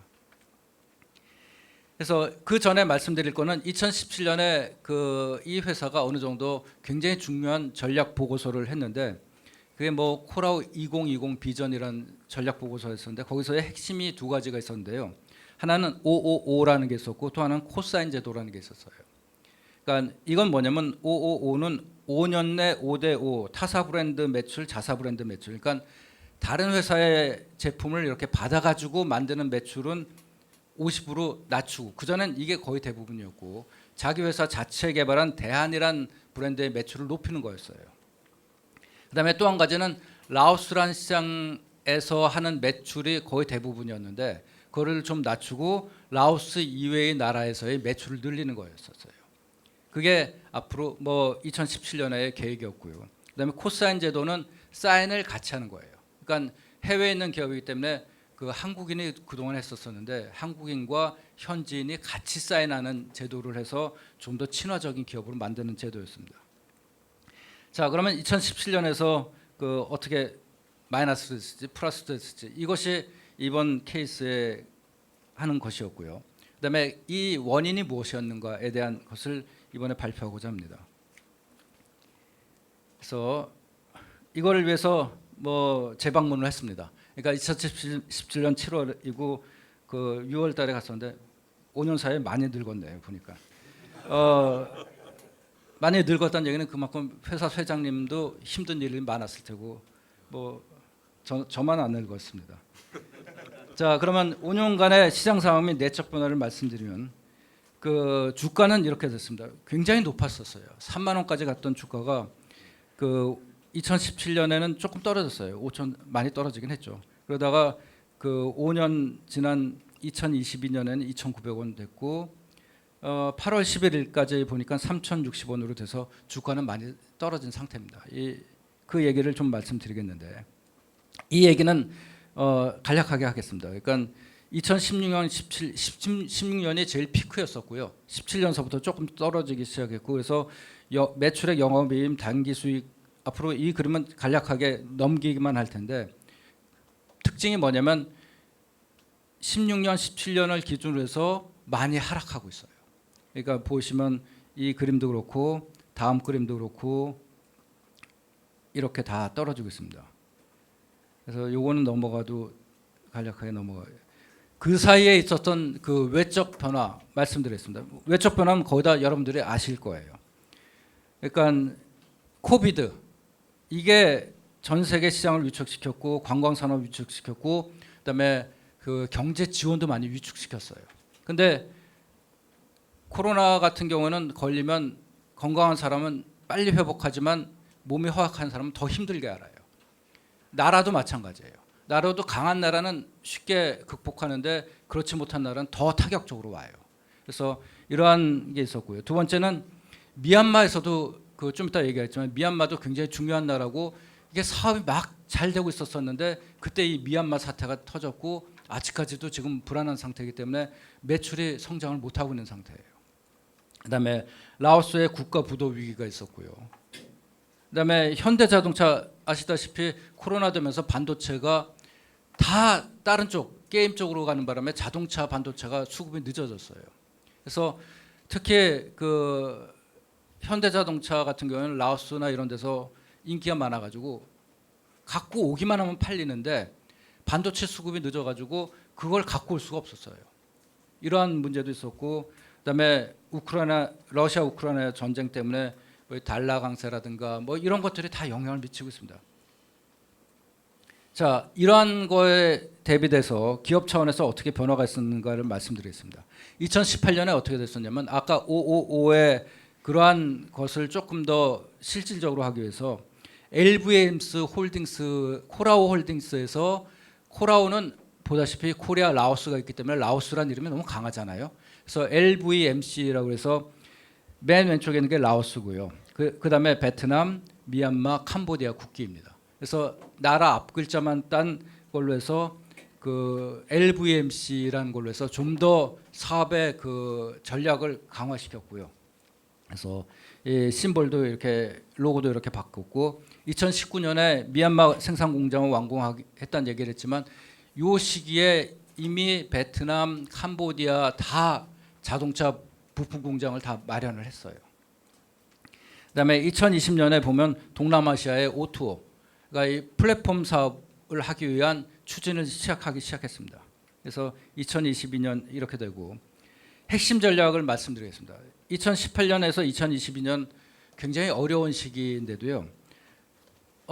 아까 역풍 그 장범하고 거의 비슷합니다. 그러니까 해외에서 하는 그 사람들은 DNA가 거의 비슷한 것 같아요. 굉장히 힘든 상황에서도 이렇게 위축되는 게 아니라 오히려 성장 전략을 추구하고 있습니다. 그러니까 크게 두 가지 성장 전략을 추구하고 있는데요. 하나가 시장의 확장이고 두 번째가 신규 사업입니다. 그래서 그림으로 얘기하면 보통 흔히 경영에서 1959년에 나온 엔소프의 뭐 그 그리드 있잖아요. 그 그리드로 말씀드리면 주력 제품이 자동차예요. 그거를 기존 시장에 하는 게 기존 제품과 기존 시장이라고 한다 그러면 이 5년 사이에 있었던 전략은 크게 두 가지입니다. 하나는 A이고 또 하나는 B, 두 가지 성장 전략을 추구했는데 A는 뭐냐면 주력 제품 자동차 조립 부품을 신시장 개척으로 그러니까 마켓 디벨롭먼트를 했어요. 그다음에 두 번째는 뭐냐면 새로운 사업인데 소매 유통과 이 온라인 플랫폼 사업을 그 기존의 시장, 그러니까 기존 시장 쪽, 그러니까 뉴 프로덕트 디벨롭먼트 쪽인데 사실은 이 뉴 비즈니스 쪽이라고 생각하시면 될 것 같습니다. 그래서 이러한 A, B로 했고 이 A, B에 대해서 간략하게만 말씀드리겠습니다. 시장은 확장은 뭐냐면 그 말씀드렸듯이 이렇게 라오스를 중심으로 해서 인접한 세 나라, 베트남, 캄보디아, 미얀마 쪽으로 이렇게 제품으로 들어갔고요. 시장의 특성은 말씀드리지 않겠습니다. 그래서 들어갔을 때의 그 하는 사업은 자동차 생산 및 조립을 중심으로 해가지고요. 자동차 유통, 그다음에 부품 AS 필요하잖아요. 그래서 그다음에 기타가 뭐가 있냐면 중고차 거래예요. 그리고 이 오토바이는 지금 많이 줄였어요. 그래서 자동차를 중심으로 자동차를 기반으로 한 마케팅, 그다음에 그 유지 보수, 그다음에 중고차 이런 쪽으로 다 이렇게 포괄적으로 하고 있습니다. 그래서 생산 공장들입니다. 그러니까 베트남, 미얀마, 캄보디아에 있는 생산 공장이고 유통망에 대해서 이 사진을 보실 수 있고요. 그래서 여러 가지 다양한 브랜드 있습니다. 그러니까 기존의 다른 기업 브랜드는 뭐냐면 현대차를 주로 많이 하고 있고 현대 기아차, 그다음에 미쯔비시라든가 BMW, 그다음에 쌍용차 같은 경우 이렇게 중고차로 수입해서 하고 있고 대한이라든가 이 테라코가 이 LVMC의 자체 브랜드입니다. 그래서 시장 확장의 장점에 대해서 말씀드리면 경영 관리는 굉장히 복잡합니다. 이 컴플렉시티에 대해서 그 하나의 학회가 있을 정도로 굉장히 굉장히 중요한 주제 중에 하나이긴 하지만 보통 이게 우리가 일을 하나 할 때, 두 개 할 때, 세 개 할 때 그러면 곱하기 2, 곱하기 3, 곱하기 4가 아니고요. 이게 지수적으로 들어가요. 2의 자승 3승으로 들어가서 굉장히 복잡합니다. 그래서 굉장히 복잡하지만 장점도 굉장히 큽니다. 그러니까 하나만 대표적으로 말씀드리면, 그러니까 네 나라의 장점 중에 뭐냐면 한 나라가 매출이 안 좋으면 다 네 나라가 안 좋은 경우는 드물고, 그러니까 베트남이 안 좋을 때는 미얀마가 살리고 미얀마가 안 좋을 때는 캄보디아가 살리고 이런 식으로 됐었어요. 그러니까 이런 장점이 좀 있고, 그다음에 입체적 경영을 좀 하고 있는데 어떻게 보면 복잡성 증대하는 건 공 하나만 가지고 이렇게 저글링하고 있다가 4개 가지고 하는 거랑 마찬가지거든요. 그래서 뭐 여러 가지 핵심 요소들은 뭐 주재원, 현지인과의 협력 경영, 그다음에 이주 간격으로 뭐 이런 것들이 있는데, 뭐 여러 기업에서 많이 하고 있기는 있겠지만 이 네 나라를 직접 그 최고 경영층들이 움직이면서 직접 하는데 형식적인 것이 아니고 그 의사 결정자들이 다 있어요. 그리고 핵심 기능이 몇 개 있거든요. 뭐 영업 조달 뭐 이런 식으로. 그래서 그 사람들이 같이 가서 그 자리에서 같이 해결책을 찾고 하는 식으로 해서 좀 이렇게 하드한 측면이 아니고 소프트한 측면으로 해서 디테일을 많이 강조하면서 그 코로나 발발하기 전까지 했었고, 코로나 발발 후에도 굉장히 유기적으로 하고 있다는 것이 되고, 이 회의 때문에 실질적인 회의가 확 줄었다는 얘기를 많이 하고 있어요. 의사결정이 간단해지고 있고.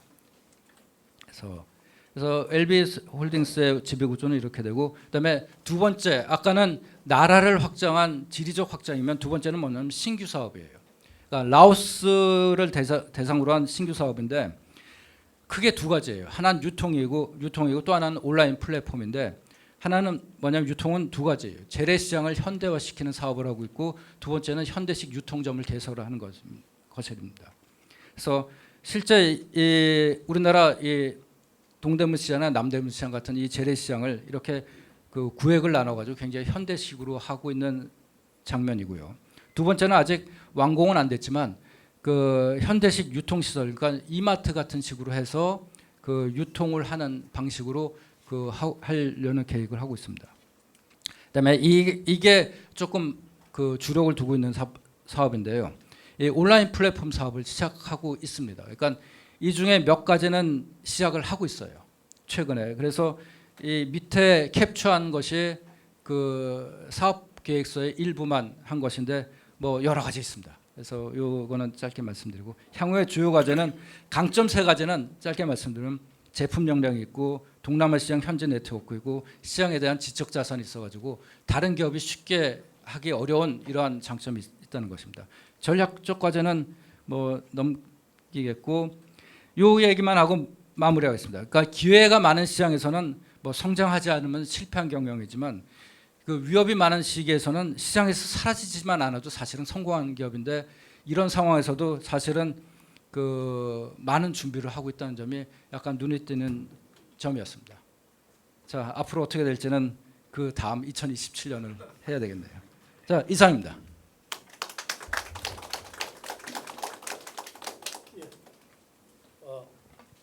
우리 정영주 교수님 나오시죠. 한인구 회장님 모시고 우리 직접 이 코라우 그룹을 방문했던 기억이 새삼 그 기억이 납니다. 그 동안에 나름대로 여러 가지 그 외부의 위협에 대응해서 지리적으로 인접 나라로 진출하고 또 사업도 신규 사업으로 확대하는 등 나름대로 그 도전에 대해서 응전을 하고 있습니다. 그러면은 지금까지 발표한 내용에 대해서 우리 정영주 교수님의 토론을 듣도록 하겠습니다. 네, 안녕하십니까. 저는 동의대학교 정연주라고 합니다.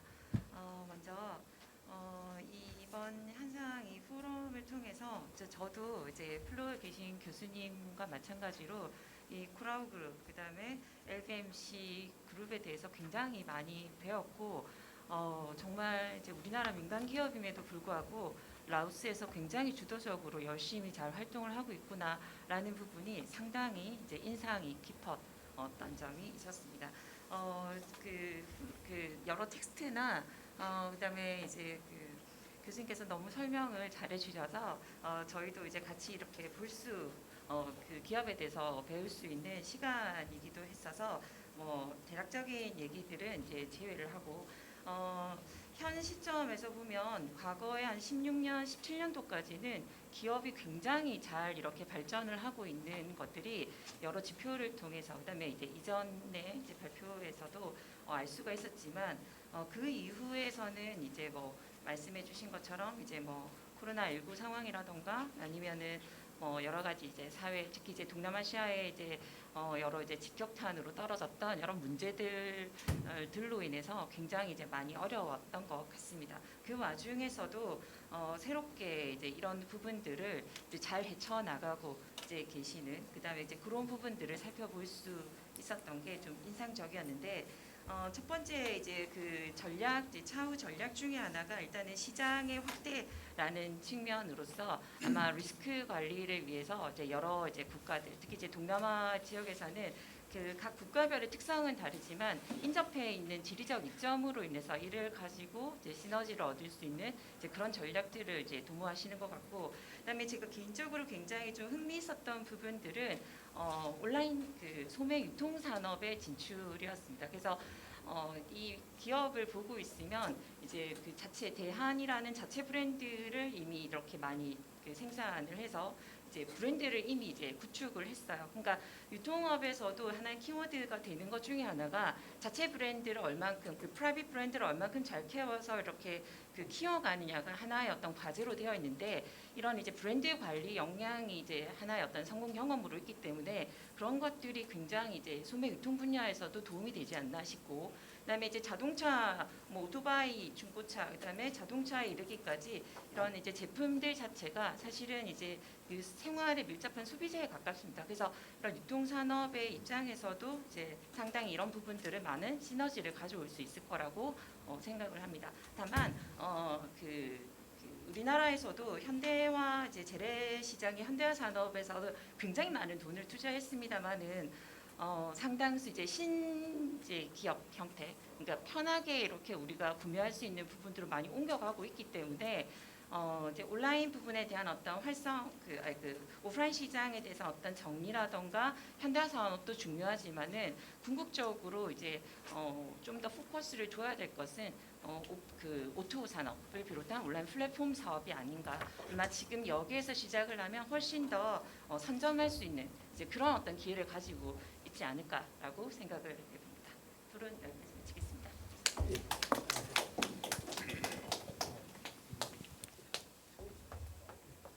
예. 그 좋은 말씀 정말 감사합니다. 너무 말씀을 잘해 주셨기 때문에 제가 뭐 거기서 첨언하긴 좀 그렇고요. 이 그룹에 대해서만 잠깐 말씀드리면, 만약에 오토 사업하고 소매 리테일 이것까지 잘 되면 이렇게 비유를 할 수 있을 것 같아요. 그러니까 우리나라에 있는 현대자동차, 그다음에 이마트, 그다음에 네이버나 카카오, 이 세 개 다 큰 기업이잖아요. 이 세 개를 라오스에서 한다고 생각하시면 될 거예요. 그러니까 어떻게 보면 쉽게 말씀드리긴 했지만 이 관리 역량이라든가 그다음에 그 안에서의 아까 말씀하셨던 어떤 시너지라든가 이거 관리하는 거는 또 다른 문제일 것 같기도 해요. 그래서 이런 부분들이, 그리고 또 한 가지만 더 첨언하면 그 LVMC 이 네 나라는 아직까지 그렇게 크게 개발한 나라가 아니기 때문에 아주 강력한 경쟁자들이 이렇게 노리는 시장은 아니에요. 근데 만약 이렇게 됐을 때, 그러한 공격이 들어왔을 때, 그러니까 많이 하면 할수록 공격당할 때는 더 많을 수도 있을지 몰라요. 그래서 그러한 부분들이 어떻게 이 트레이드오프가 다 있거든요. 그러니까 그거를 어떻게 조화롭게 극복해 나갈 것인가가 앞으로의 과제가 아닐까 싶습니다. 예, 감사합니다. 예, 앞에 발표한 기업과 조금 비교해 보면 규모도 크고 역사가 꽤 된 기업입니다. 그래서 초기에 성공 이후에 실현, 도전, 앞으로 지속적인 걸 하기 위해서 어떻게 전략을 펼쳐나갈까, 이런 면에서 한 번 더 되짚어 봐야 될 그런 사례라고 생각합니다. 자, 다음은 이 한상에 대해서 꾸준히 가장 연구를 많이 하시는 전남대 이장석 교수님의 중국 에지아 그룹의 위기와 기회 그리고 도전이라는 사례 발표가 있겠습니다. 토론은 연세대학교 문성우 교수님 모셨습니까? 토론자 아직 안 오시는 것 같습니다. 일단은 이 발표를 먼저 듣고 토론자를 다시 한번 모시도록 하겠습니다. 안녕하세요. 저는 전남대학교 이장섭 교수입니다. 제가 2003년도부터 중국 조선족 기업을 한 20년 연구했고 동남아 한상 기업을 10년 정도 연구했습니다. 오늘은 중국 조선족 기업에 대해서 말씀드리겠습니다. 한국에는 한 80여만 명의 조선족들이 살고 있고 중국에는 200여만 명의 조선족이 살고 있습니다. 근데 이 조선족들은 한국에서는 가난하다고 그리고 중국에서는 소수민족이라고 이렇게 푸대접을 받습니다. 그러나 오늘 여러분에게 소개하는 예의자그룹은 진흙 속의 진주처럼 중국의 조선족 기업이면서도 전 세계로 뻗어나가는 그러한 글로벌화된 기업입니다. 예자그룹의 사례를 통해서 한국과 중국 조선족 기업과의 상생 의미를 이 시간에 되새겨 보고자 합니다. 자, 제가 1부와 2부, 3부로 이렇게 나눠서 여러분들께 말씀드리겠습니다. 자, 1부는 중국 조선족 기업이 어떻게 형성됐는가, 그 다음에 2부에서는 예자그룹 사례를 말씀드리고 3부에서는 조선족 기업과 우리 한국 모국과의 상생 방안이 무엇인가, 이것에 대해서 여러분과 같이 생각해 보고자 합니다. 자, 제가 제일 좋아하는 중국의 루신, 이분이 뭐라고 했냐면 내가 먼저 걸어가면 길이 된다. 이것은 소위 말해서 네트워크를 말씀드리는 겁니다. 그래서 저는 중국과 동남아를 연구하면서 이런 개척정신, 루신의 개척정신을 본받아서 연구하고자 했습니다. 자, 조선족 기업의 형성사를 보겠습니다. 예전에 저희가 200만 명의 조선족들이 중국에서 생활하면서 이러한 그 고무신도 생산하고 그랬습니다. 그래서 오늘 예지아그룹은 예전에 그 창년 집단의 석산린, 이분이 조선족 과학기술형 창업가였습니다. 그래서 이런 선조 조상들의 DNA를 받아가지고 예지아그룹이 오늘날 승승장구하지 않는가, 탄생하지 않았는가, 이런 생각이 듭니다. 하얼빈 창녕 급수 설비 공장이 왼쪽에 보입니다. 그 다음에 이제 흑룡강선 민족경제개발공사의 최수진은 서비스업, 무역을 통해서 그 당시에 조선족 기업인으로서 중국에서 이름을 날린 그런 우리의 그 선조입니다. 조선족 기업의 현재를 보겠습니다. 제가 2017년 9월에 설립 10주년 기념축제에 가서 이걸 찍어온 것입니다. 그 다음에 2021년 전국 조선족 기업가 포럼, 그 다음에 북경 조선족 기업가 협회가 10주년 경축 행사를 하는 것을 여러분들께 보여드립니다. 제동포를 보면은 전 세계적으로 제동포는 193개국에 732만 5,143명이 산재해 있습니다. 지금 보면 중국도 조선족들이 지금 감소세 있죠. 자, 중국 내 조선족을 지역별로 보면은 동부 삼성이라고 하는 흑룡강성과 지린성, 요녕성, 그리고 이제 여기서 보면은 연해 지역이라면은 산둥성과 상하이, 광둥성 이쪽을 말합니다. 그래서 이제 그동안 동북 삼성에 살던 조선족들이 연해 지역, 즉 말해서 바닷가를 중심으로 이렇게 북경, 천진, 상해, 산둥성 이쪽으로 이렇게 연해 지역으로 진출했는데, 최근에 보면 2020년도에 보면은 코로나 전국으로 인해서 많은 수가 이렇게 줄어들었습니다. 이것이 제가 분석할 때는 동남아나 해외로 이주한 것이 아닌가 이렇게 보고 있습니다.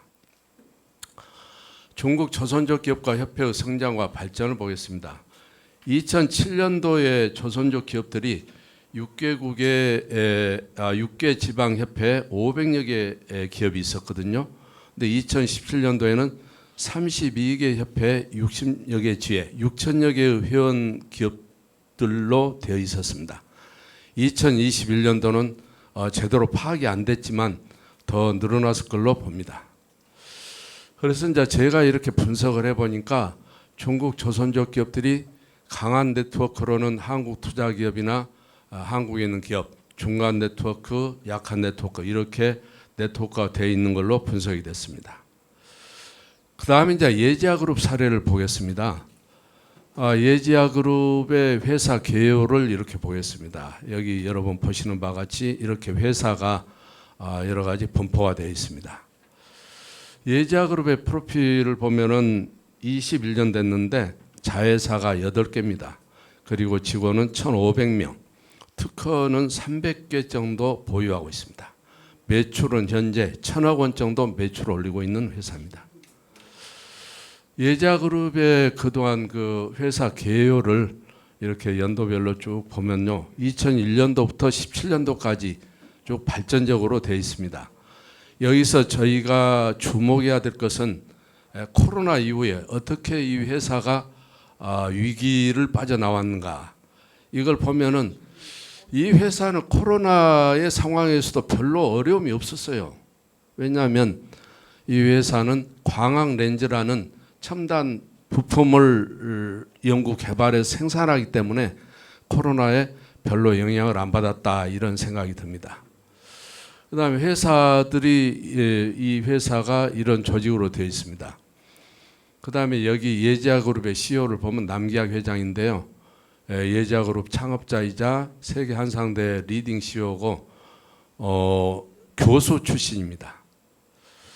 그다음에 이제 이 회사의 제품을 보면은 주로 렌즈죠. 차량 렌즈라든가 실리콘 웨어러블, 실리콘 광화 렌즈 이런 그 첨단 제품 렌즈를 개발하는 회사입니다. 그래서 이제 주요 제품과 고객들을 보면은 핸드폰용, 직화식 TV, 웨어러블 이런 제품들을 주요 고객들이 보면은 전 세계적인 기업들이죠. 소니라든가 LG라든가 또는 뭐 여기 그 미쓰비시라든가 여러 가지로 되어 있습니다. 주요 해외 거래처를 보면 세계 500대 기업의 서비스를 제공하고 있습니다. 중국과 아시아, 대만, 한국, 북미 이렇게 글로벌화된 네트워크를 구축하고 있습니다.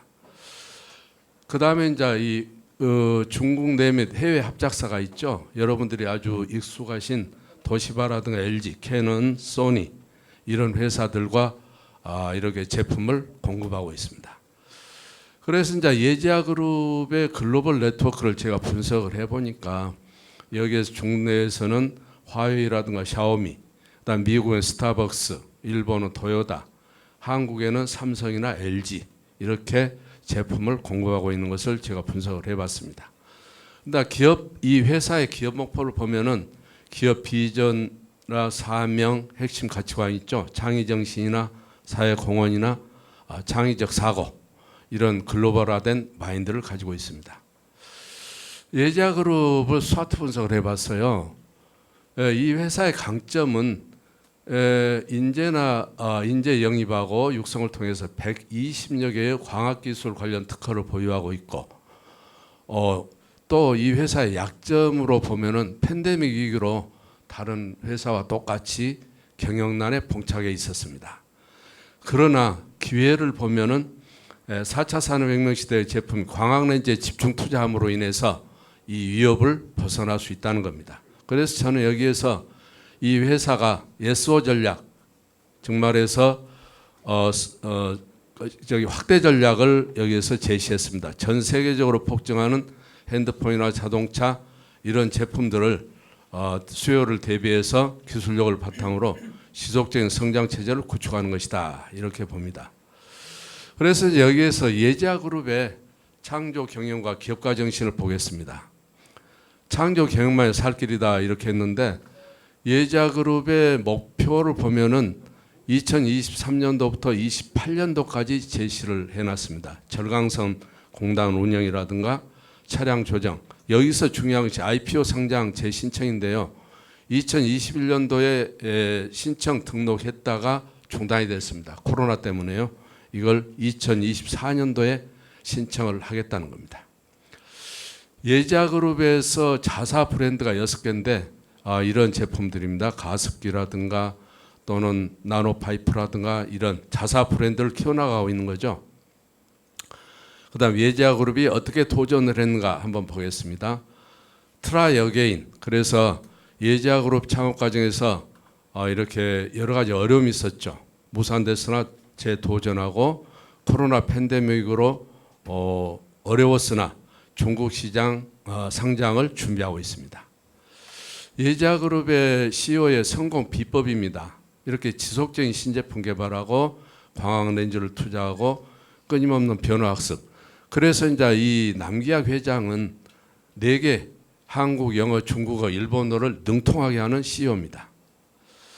예자그룹 CEO의 소통 능력을 보면 이 직원들하고 끊임없이 적극적으로 소통하고 그다음에 인정하고 포용하고 배려하는 그런 노력을 하고 있습니다. 그다음 예자그룹도 위기가 있었죠. 2008년도와 14년도, 21년도. 21년도는 잘 아시다시피 팬데믹 위기로 인해서 불안정한데도 하이테크 시장의 신속한 기술 변화에 따른 대처 능력을 길러가지고 그걸 헤쳐나갔습니다. 그래서 이제 예자그룹이 이렇게 그 어려운 상황을 어떻게 헤쳐나갔느냐. 이게 이제 우리 서울대 송재영 교수가 왼쪽 손과 오른쪽 손을 혁신 사업과 기존 사업으로 나눠가지고 왼쪽은 혁신 사업, 광학 사업 자체 브랜드라고 기존 사업 OEM 방식 납품을 하는 식으로 해서 기존 사업을 유지하면서 신사업을 계속 키워나감으로 인해서 위기를 기회로 바꾸는 그런 거죠. 성공 비결이 이제 꾸준한 미래 준비하고 기술 개발에 투자하는 것입니다. 바로 여기 나와 있습니다. 혁신과 안정을 하는 서울대 송재영 교수가 제시한 오른쪽 안정, 왼쪽 형식을 지어줘라 이겁니다. 남기학 회장은 어떤 기업가 정신을 가지고 있는가? 원래 이제 교수 출신인데 창업 초기에는 일본 회사 또 창업회사에서 사업 기반을 다져갑니다. 그래서 이제 창조 경영인데요.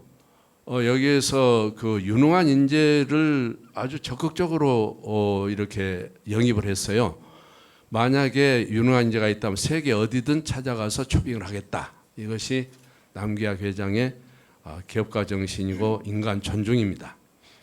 학습 없이는 창조도 없다 이거죠. 저희가 이제 이 그림을 보면 미켈란젤로의 천지창조죠. 그런데 이걸 통해서 E.T.라는 유명한 영화가 탄생했지 않습니까? 그런 것처럼 남기학 회장도 계속적으로 기술 관련 분야를 이렇게 개발해 가지고 회사를 살려나간다는 거죠. 계속 학습함으로 인해서. 그 다음에 이제 줄탁 동기죠. 그래서 생각을 뒤집는 것이 굉장히 중요합니다. 그래서 남기학 회장은 어떻게 줄탁 동기를 했는가? 이렇게 2014년과 21년 회사가 위기에 처해 있지만 첨단 광학 렌즈의 ODM과 OEM 이것을 주로 하는 방향으로 전략을 조정했다 이겁니다. 그다음에 고객이 원하는 것을 주어야 되는데요. 이것이 이제 선크루즈 호텔을 여러분 보십시오. 다른 회사는 비어 있지만 다른 그 호텔은 비어 있지만 이 회사는 아주 계속적으로 고객들이 줄을 쓴다고 그래요. 왜 그럽니까? 발상이 엉뚱하고 새롭죠. 그래서 기존 가치와 결부해서 가치를 확장하고 극대화되기 때문에 그럽니다. 그래서 예자그룹은 어떻게 고객이 원하는 것을 주는가. 그래서 이제 고객인 삼성이나 LG나 소니, 화웨이 여기에다가 초정밀 광학 렌즈 이런 것들을 개발해 가지고 지속적으로 납품을 하는 겁니다. 그래서 이제 외부 자원을 활용해서 부가가치를 창조하라. 예자그룹의 오픈 이노베이션을 이런 식으로 해서 동업을 같이 하고 있는 거죠. 그래서 이제 기회를 살리고 지속시켜라 챕터 4인데요. 기회를 살리는 것이 창조성이다 그랬습니다. 혁신의 딜레마에 빠진 기업은 신흥기업 제품 부상 시 뒤처진다. 코닥을 우리가 경영학에서 보면은 이렇게 제시할 수 있죠. 코닥은 그야말로 현 시장의 안주함으로 인해서 나중에 아날로그 시대의 안주함으로 인해서 디지털 시대에 이렇게 뭡니까? 거기에 그 대비를 못함으로 인해서 코닥이 망한 그런 사례가 있습니다. 그래서 예지아그룹도 시대에 급변하고 있는 상황에서 광학 렌즈 쪽으로 이렇게 개발해서 세계적인 기업에 납품을 한다는 겁니다. 예지아그룹은 직원들에게 성과 보상을 직원 식당이나 워크샵, PC방 이렇게 해서 보상을 하고 있습니다. 그 다음에 이제 예지아그룹은 글로벌 네트워크를 향상시켜서 세계 한상대 리딩 CEO, 한인무역협회 또는 중일기업연의회 부회장 등으로 해서 외부와 네트워크를 활발히 하고 있습니다. 자, 그러면 이제 결론적으로 조선족 기업과 중국 조선족 기업이 무엇과 어떻게 상생을 하고 있는가 이걸 봅니다. 이렇게 이제 윈윈 전략을 구축하고 있죠. 한국과예요. 그다음에 이제 글로벌 한상 네트워크가 있고, 그다음에 이제 조선족 기업 월드 옥타워 네트워크가 구축돼 있고, 그다음에 이제 코리안넷이라는 온라인 네트워크죠. 그다음에 이제 그 GKN이라는 글로벌 한민족 네트워크를 실현하고 있습니다. 그다음에 세계 한상대회와 월드 옥타워를 통해서 이렇게 예지아 그룹이 세계적으로 뻗어나가는 그런 발판이 되고 있습니다. 그다음에 이제 GK 실현하고 있습니다. 자, 글로벌 한민족 네트워크를 실현하고 있죠. 한인은 알려. 자, 10분이다 보니까 너무 이렇게 60장이나 제가 준비를 해왔는데 번갯불에 콩고 먹듯이 빨리 했습니다. 감사합니다.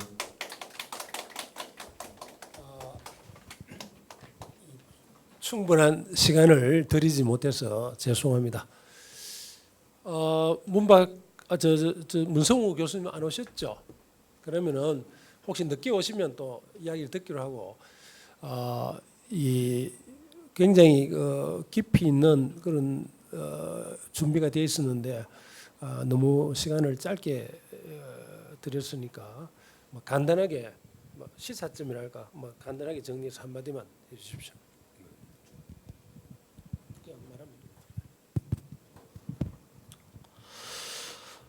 자, 한국에서는 조선족은 잘 아시지만 조선족 기업은 잘 모르시죠? 그렇죠? 저는 여러분들이 잘 모르는 조선족 기업을 20년이나 연구했어요. 제가 미쳤죠? 그러지 않습니까? 왜 그런 한국에서 푸대접받는 조선족 기업을 20년이나 중국을 돌아다녔을까요? 왜냐하면 이 조선족 기업에 아까 말씀드렸죠. 진흙 속의 진주 같은 그런 귀한 존재라는 것을 제가 발견했기 때문에. 학자라는 것은요, 돈을 쫓아가면은 연구를 못합니다. 조선족 중국을 2003년도에 가가지고 조선족 기업을 찾아다니다 보니까 이분들이 정말 한국의 진흙 속의 진주 같은 존재다. 이 조선족 기업들은 중국 사람입니다. 그래서 중국의 보호를 받고 기업을 하고 있거든요. 그런데 우리 민족이에요. 이분들의 조상이 1890년부터 1990년 100년 사이에 보면은 이분들의 조상들이 선조들이 이 독립투사도 있어요. 독립운동가도. 그리고 기업인도 많고 학자도 있고. 그런데 왜 우리는 이분들을 이 정말로 베트남이나 다른 데서 온 다문화보다 못하게 볼까요? 그래서 제가 연구를 한 목적입니다. 그리고 이제 동남아까지. 저기 방금 토론자가 오셨으니까 이쪽으로 오시죠. 토론자 대신 제가 토론할 뻔했네요. 시간이 많이 지나서 아주 간단하게 토론을 부탁드리겠습니다.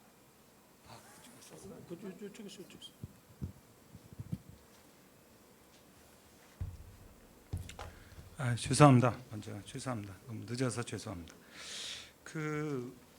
저는 이제 예전에 이제 한국 경영사 학회 에서 여러 연구를 하면서 제가 느꼈던 것이 지금 이제 교수님 말씀대로 우리나라가 굉장히 오랜 여러 가지 그 기업가 정신을 갖고 경영사를 성공적으로 읽을 수 있었는데 여기에는 아무래도 우리가 좀 더 우리의 잠재 능력을 발휘할 만한 그런 대외적 확장력이 부족했던 것이 아닌가. 그래서 그런 차원에서 오늘 제가 사실 오기 전에 이 내용은 먼저 봤습니다. 봤는데 이 보면 우리나라 기업들이 좀 나가야 될 방향, 특히 이제 코로나가 지나가면서 저는 그 기업가 정신 그리고 여러 가지 그 창조 경영에 대한 마인드 이런 게 굉장히 중요하다고 보는데요. 적절한 시점에 이 주제를 말씀해 주셔서 굉장히 저는 감사드리고요. 오히려 이제 코로나가 지나면서 기업들이 제가 현장에서 느끼는 건 오히려 더 위기 경영이라는 이름으로 더 보수적이 돼가고 있는 것 같습니다. 근데 이럴 때 더 좀 진취적이고 좀 더 그 어떤 스피릿을 가지고 우리가 도전해 나가는 그런 기업가 정신을 좋은 사례로 설명해 주셔서 대단히 감사합니다. 예, 이상입니다. 네. 감사합니다. 자, 이제 시간이 조금 오버됐습니다만은 마지막 발표가 있겠습니다.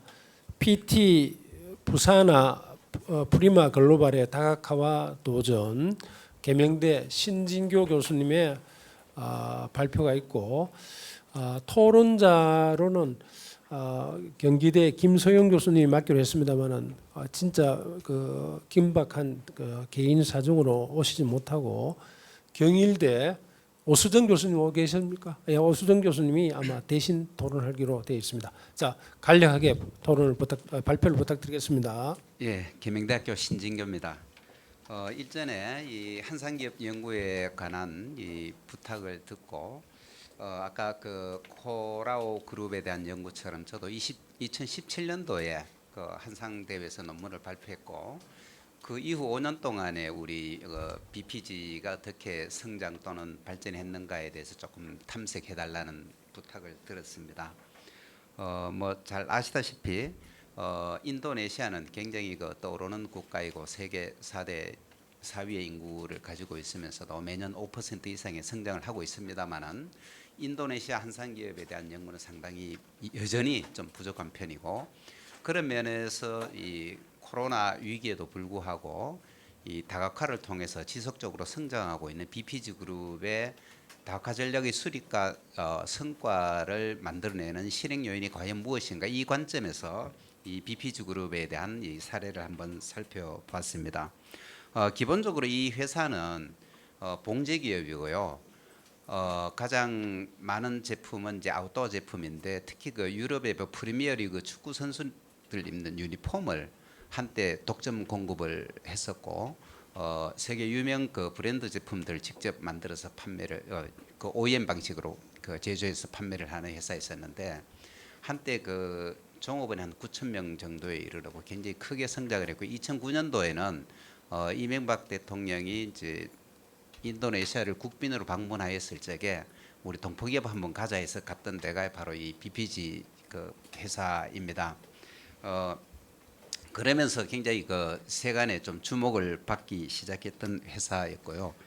그래서 제가 2016년도부터 이 회사에 대한 관심을 가지고 있었는데 이 BPG가 성공을 했던 가장 중요한 요인은 이 제조 봉제 기업에 있어서의 CEO의 경험 그리고 이 경험이 시장 속에서 어떻게 신속하게 소비자의 욕구를 파악하고 제품을 공급해 줄 수 있는가 이것이 가장 중요한 봉제 기업의 성공 요인이라는 것을 본인이 경험을 통해서 확인을 한 겁니다. 그래서 어떻게 하냐면 신속 대응 시스템을 구축해낼 것인가 이것이 제가 2017년도에 이제 발표할 적에 가장 중요한 연구 과제였었습니다. 이 당시에 말씀드린 가장 대표적인 내용은 바이어와의 신뢰관계를 통해서 사전 기획을 통해서 제품을 만들어서 소비자의 니즈를 파악을 하고 소비자의 니즈가 긍정적으로 판단이 되면 이제 제품을 제조를 해서 시장에 출시를 하는데 일반 기업들이 한 90일 정도가 걸린다면은 이 회사는 한 45일 만에 그러면 어떻게 이 45일 만에 이 사전 기획을 통해서 소비자의 전시 소비자 그 판매대 제품을 올릴 수 있었는가?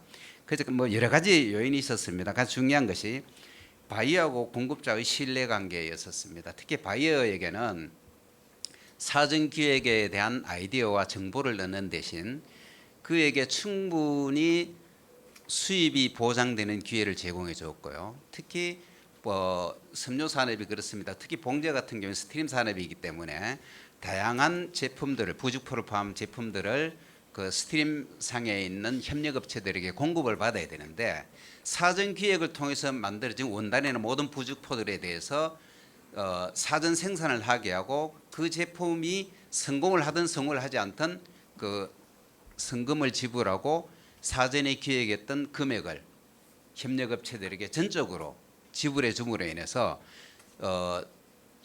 성과를 협력업체들과 공유할 수 있는 바이오와 협력업체들과 공유할 수 있는 틀을 특히 그 산업 기반의 취약한 특히 문화적 기반의 취약한 인도네시아에서 이런 시도를 했다는 점에서 굉장히 그 파격적이었다 이런 말씀을 드렸었습니다. 이것을 통해서 성공한 BPG가 이제 그 다각화를 2013년도부터 이제 시작을 합니다. 첫 번째 만든 것이 호텔이었고요. 두 번째 들어간 것이 물류 산업입니다. 인도네시아 뭐 여러분 그 잘 아시겠지만 아직까지도 이 소득 수준이나 또는 국민들의 의식 수준이나 산업 기반이 굉장히 취약한데도 불구하고 비즈니스 호텔을 처음으로 설립을 했고 또 아직까지 물류는 굉장히 취약한 실적이 있습니다. 기본적으로는 제조가 성장하지 않고는 물류가 성장할 수가 없는데 특히 이제 이 CEO가 호텔과 물류를 보는 데 있어서는 인도네시아에서 급변하는 환경을 잘 보았고 특히 호텔과 이 물류 산업에 대한 기회를 사전적으로 잘 파악을 해서 선도적으로 대응한 면에 있어서 굉장히 CEO의 영향이 탁월했다라고 생각할 수가 있습니다. 이미 여러 다른 분야에서도 말씀드리겠습니다만 그 인도네시아의 현대자동차나 LG, 삼성 생산 공장을 그쪽으로 이제 이전 또는 확장하는 계획들이 나오면서 이 물류는 상당한 기대를 가지고 있고 이미 롯데 그 계약을 해서 있습니다만 굉장히 상당한 성과를 내고 있고 호텔은 특별히 이제 뭐 뒤에 말씀드리겠지만 CEO가 가지고 있는 다양한 네트워크 영향을 통해서 코로나 19가 왔는데도 불구하고 오히려 이 그 거점 호텔이라 그럴까요? 이 코로나 그 인도네시아 들어오는 그 여행객들 또는 비즈니스맨들이 그 한 2주간 체류해야 되는 호텔로 지목을 받으면서 오히려 이 코로나 환경이 호텔 산업이 이 호텔에 있어서는 상당히 큰 그 성과를 만들어낼 수 있는 또 의미 있는 기회가 되었다 이런 그 말씀을 드리겠습니다. 그래서 이 다각화를 했는데 지금 뭐 한 지가 얼마 되지 않아서 이미 성과를 이야기하기는 조금 어렵겠습니다만은 그럼에도 불구하고 이 코로나 위기에도 불구하고 이 호텔과 물류 회사는 그 지속적인 성과를 내고 있다는 점에서 긍정적으로 보고요. 그래서 이 다각화의 성과 요인이 과연 무엇이었을까 이렇게 곰곰이 생각해 보니까 곰곰이 좀 파악을 해 보니까 CEO 개인의 좀 기획과적인 성향이 굉장히 뛰어났습니다. 냉철하게 시장을 분석하고 투자를 해야겠다는 판단에 쓰면 과감하게 위험을 무릅쓰고라도 과감하게 진출을 하는 그런 성향이 뛰어났었습니다. 특별히 많은 기업가들이 좀 그런 성향을 가지고 있습니다만 특히 성실, 신의 이런 것들이 이미 몸에 배어 있었습니다. 두 번째 보여줄 수 있던 게 중요한 경영 역량이었습니다. 경영 역량 중에는 여러 가지가 있습니다만은 특별히 이제 이 박지한 대표에게 있어서는 네트워크 역량이 좀 특별히 강했다라고 말씀드릴 수 있습니다. 여기에 제가 여러 가지 이분이 가지고 있는 직함들을 적어놨습니다만은 많은 사람들이 흉내내기 조금 어려운 그런 그 역할을 하고 있고 그 인도네시아 내에도 그 한산 기업들 간에 굉장히 경쟁이 치열함에도 불구하고 이미 한인 회장을 연임하면서 이 한인 그 기업들로부터 상당한 긍정적인 평가를 받는 그런 기업으로 알려져 있습니다. 세 번째 다각화 성과 요인으로서 제가 그 여쭤봤습니다. 이 그 호텔이나 BPG나 이런 계열사 CEO들에게 그 의사결정 권한을 얼마나 위임해 드립니까? 그러니까 51% 줍니다라고 했어요. 그리고 예산에 대한 권한은 어떻게 줍니까? 49% 준대요. 그래서 이 51%를 준다는 얘기는 대부분의 의사결정 권한을 실질적으로 이 사업부 CEO한테 제공해 준다는 거고요. 그 자체는 급변하게 변화하는 불확실한 환경 속에서 계열사들이 해결해야 될 의사결정 문제가 상당히 많은데 이럴 적에는 분권화를 통하는 것이 굉장히 사업 실행에 효율적이라는 기존 이론들과도 굉장히 적합하다고 이렇게 평가를 했었습니다. 특별히 그 성과급제까지 도입하는 것을 보고 상당히 전략 실행을 위한 메커니즘을 구축안에 있어서 이 CEO의 역량이 좀 탁월했다 이렇게 제가 보았습니다.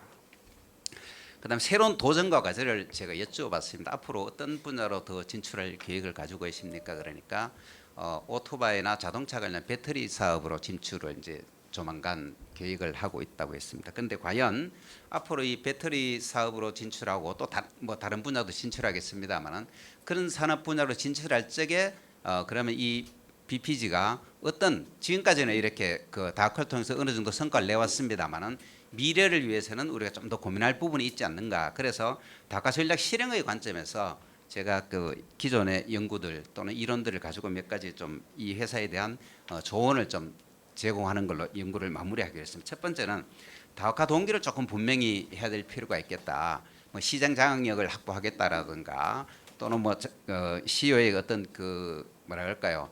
이 그 시장 개인의 가치를 좀 증폭하다든가 또는 뭐 기존 산업과의 어떤 뭐 시너지를 높인다라든가 뭐 어떤 다양한 형태의 다카 동기를 좀 분명히 할 필요가 있다. 지금까지 이런 부분이 좀 취하겠다는 거고요.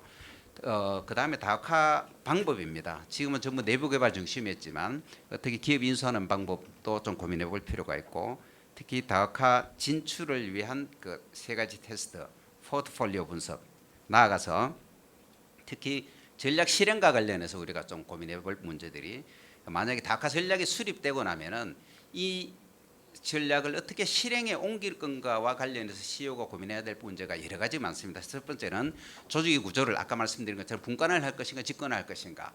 두 번째는 조직의 문화를 좀 개방적인 문화를 할 것인가 폐쇄 문화를 할 것인가.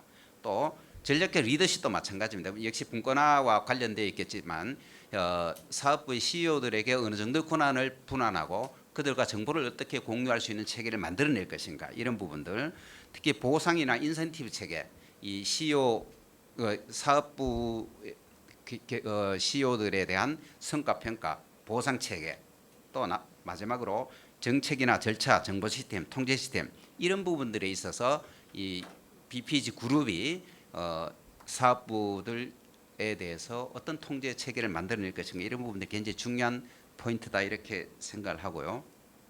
결론적으로 사실은 그 추가적인 연구에 있었습니다만은 충분한 자료를 얻기가 현실적으로 좀 어려웠습니다. 왜냐하면은 아직까지 이제 코로나 영향이 있어서 자유롭게 그 이동하는데도 어려움이 있어. 그래서 전자 자료를 이용한 인터뷰에 전적으로 의존할 수밖에 없었다는 한계가 있었고요. 특별히 이제 다각화 전략은 상당히 그 동태적인 과정 속에서 의사결정이 일어나는 부분들을 잘 정리하는 것이 굉장히 중요한데 그 부분들이 이 논문에서 좀 취하겠다는 점을 말씀드리겠습니다. 이상 발표를 마치겠습니다.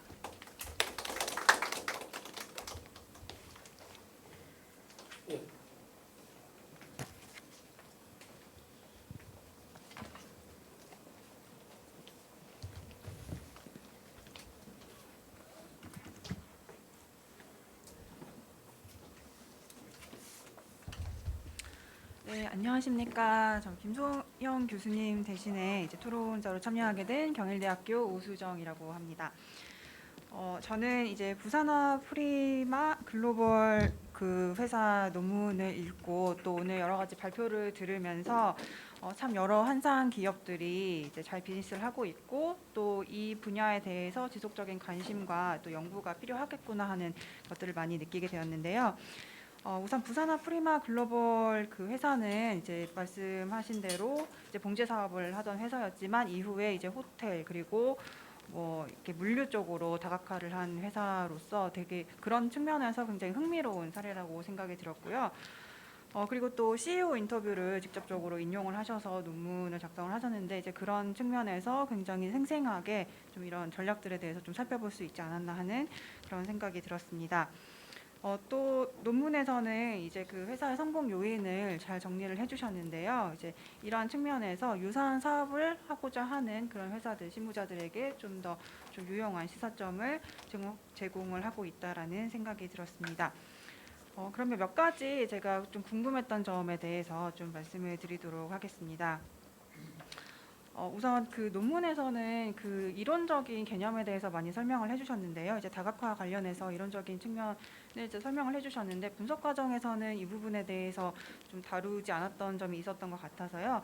좀 그 다각화 부산화가 한 다각화가 이제 어떤 다각화 전략을 사용을 했는지 좀 이론적인 개념을 좀 이용을 하셔서 설명을 해주시면 논문을 이해하는데 더 도움이 되겠다라는 생각이 들었고요.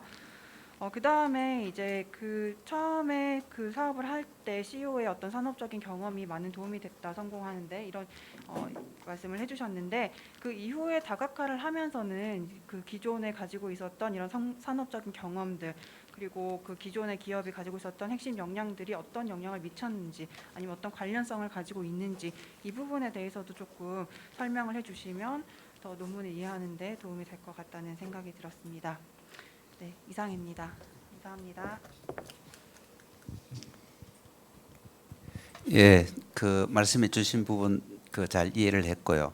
그 제가 풀 텍스트를 혹시 읽어 보셨는지 제가 풀 텍스트 전달됐었습니까?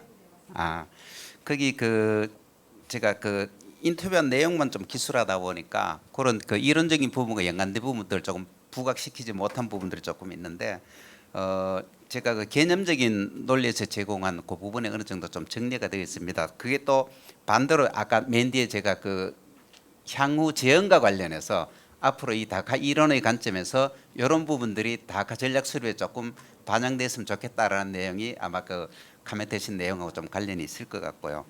그다음에 그 CEO의 산업 경험 이외에 이제 이 다카를 한 부분은 제가 아까 뭐 이 그 정리를 한다면은 무슨 뭐랄까요, CEO 본인의 어떤 그 개인 역량 이거 외에는 지금 제가 인터뷰를 통해 찾아본 적이 없습니다. 그래서 제가 향후 조금 더 추가적으로 그 쉽게 접근해서 자료를 좀 더 2차 자료나 다양한 자료를 얻을 수 있게 된다면은 제가 시장에 대한 분석 등 다양한 그 자료를 가지고 한번 더 추가적으로 논의를 했으면 좋겠습니다. 이상. 예, 장시간 이 논문 발표와 토론을 드린다고 수고 많으셨습니다. 어쨌든 지금 세계적인 경제 위기라고 볼 수 있겠습니다. 한마디로 세계화 시대에서 탈세계화 시대가 되었다.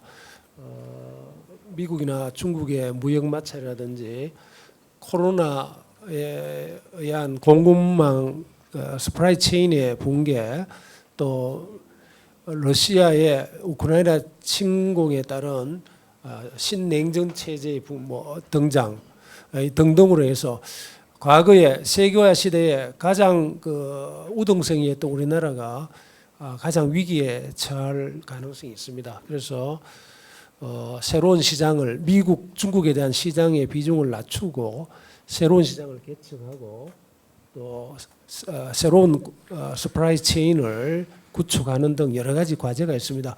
오늘 그 발표된 우리 그 프론티어 정신 한상 기업들의 이런 분들의 또 정신을 포함해서 성공 요인을 한 번 더 깊이 있게 보고 이러한 성공 경험과 프론티어 정신을 어떻게 활용해서 작금의 우리나라의 그 경제 위기에 해소하는데 시사점을 얻고 어떻게 활용할 거냐 이런 과제가 남았다고 생각합니다. 너무 시간을 짧게 들여서 충분하게 그 발표하고 토론할 수 있는 기회를 드리지 못해서 죄송합니다. 다음 기회에 더욱더 심도 있는 발표와 토론을 기대하면서 오늘 이것으로 마치도록 하겠습니다. 수고하셨습니다. 네, 지금까지 그 발표와 토론 그리고 자장을 맡아주신 교수님들에게 큰 박수 부탁드립니다. 네. 그 사실은 저희가 5년 전에 한상 세션 이후에 우리 융합학술대에서 한상 세션이 개최가 되지 않았는데요. 이제 이번에 그 한상만 학회장님의 그 강한 의지로 그 다시 그 한상 세션을 이제 개최하게 되겠습니다. 그래서 지금도 이제 전 세계에서 그 이런 글로벌 펀드 정신을 실현하고 있는 우리 그 한상 기업들의 그 무궁한 발전과 영광을 기원하면서 박수 한번 크게 치겠습니다. 예, 이상으로 24회 한국경영학회 융합학술대회 한상 특별 세션을 마치도록 하겠습니다. 그동안 수고하셨습니다. 감사합니다.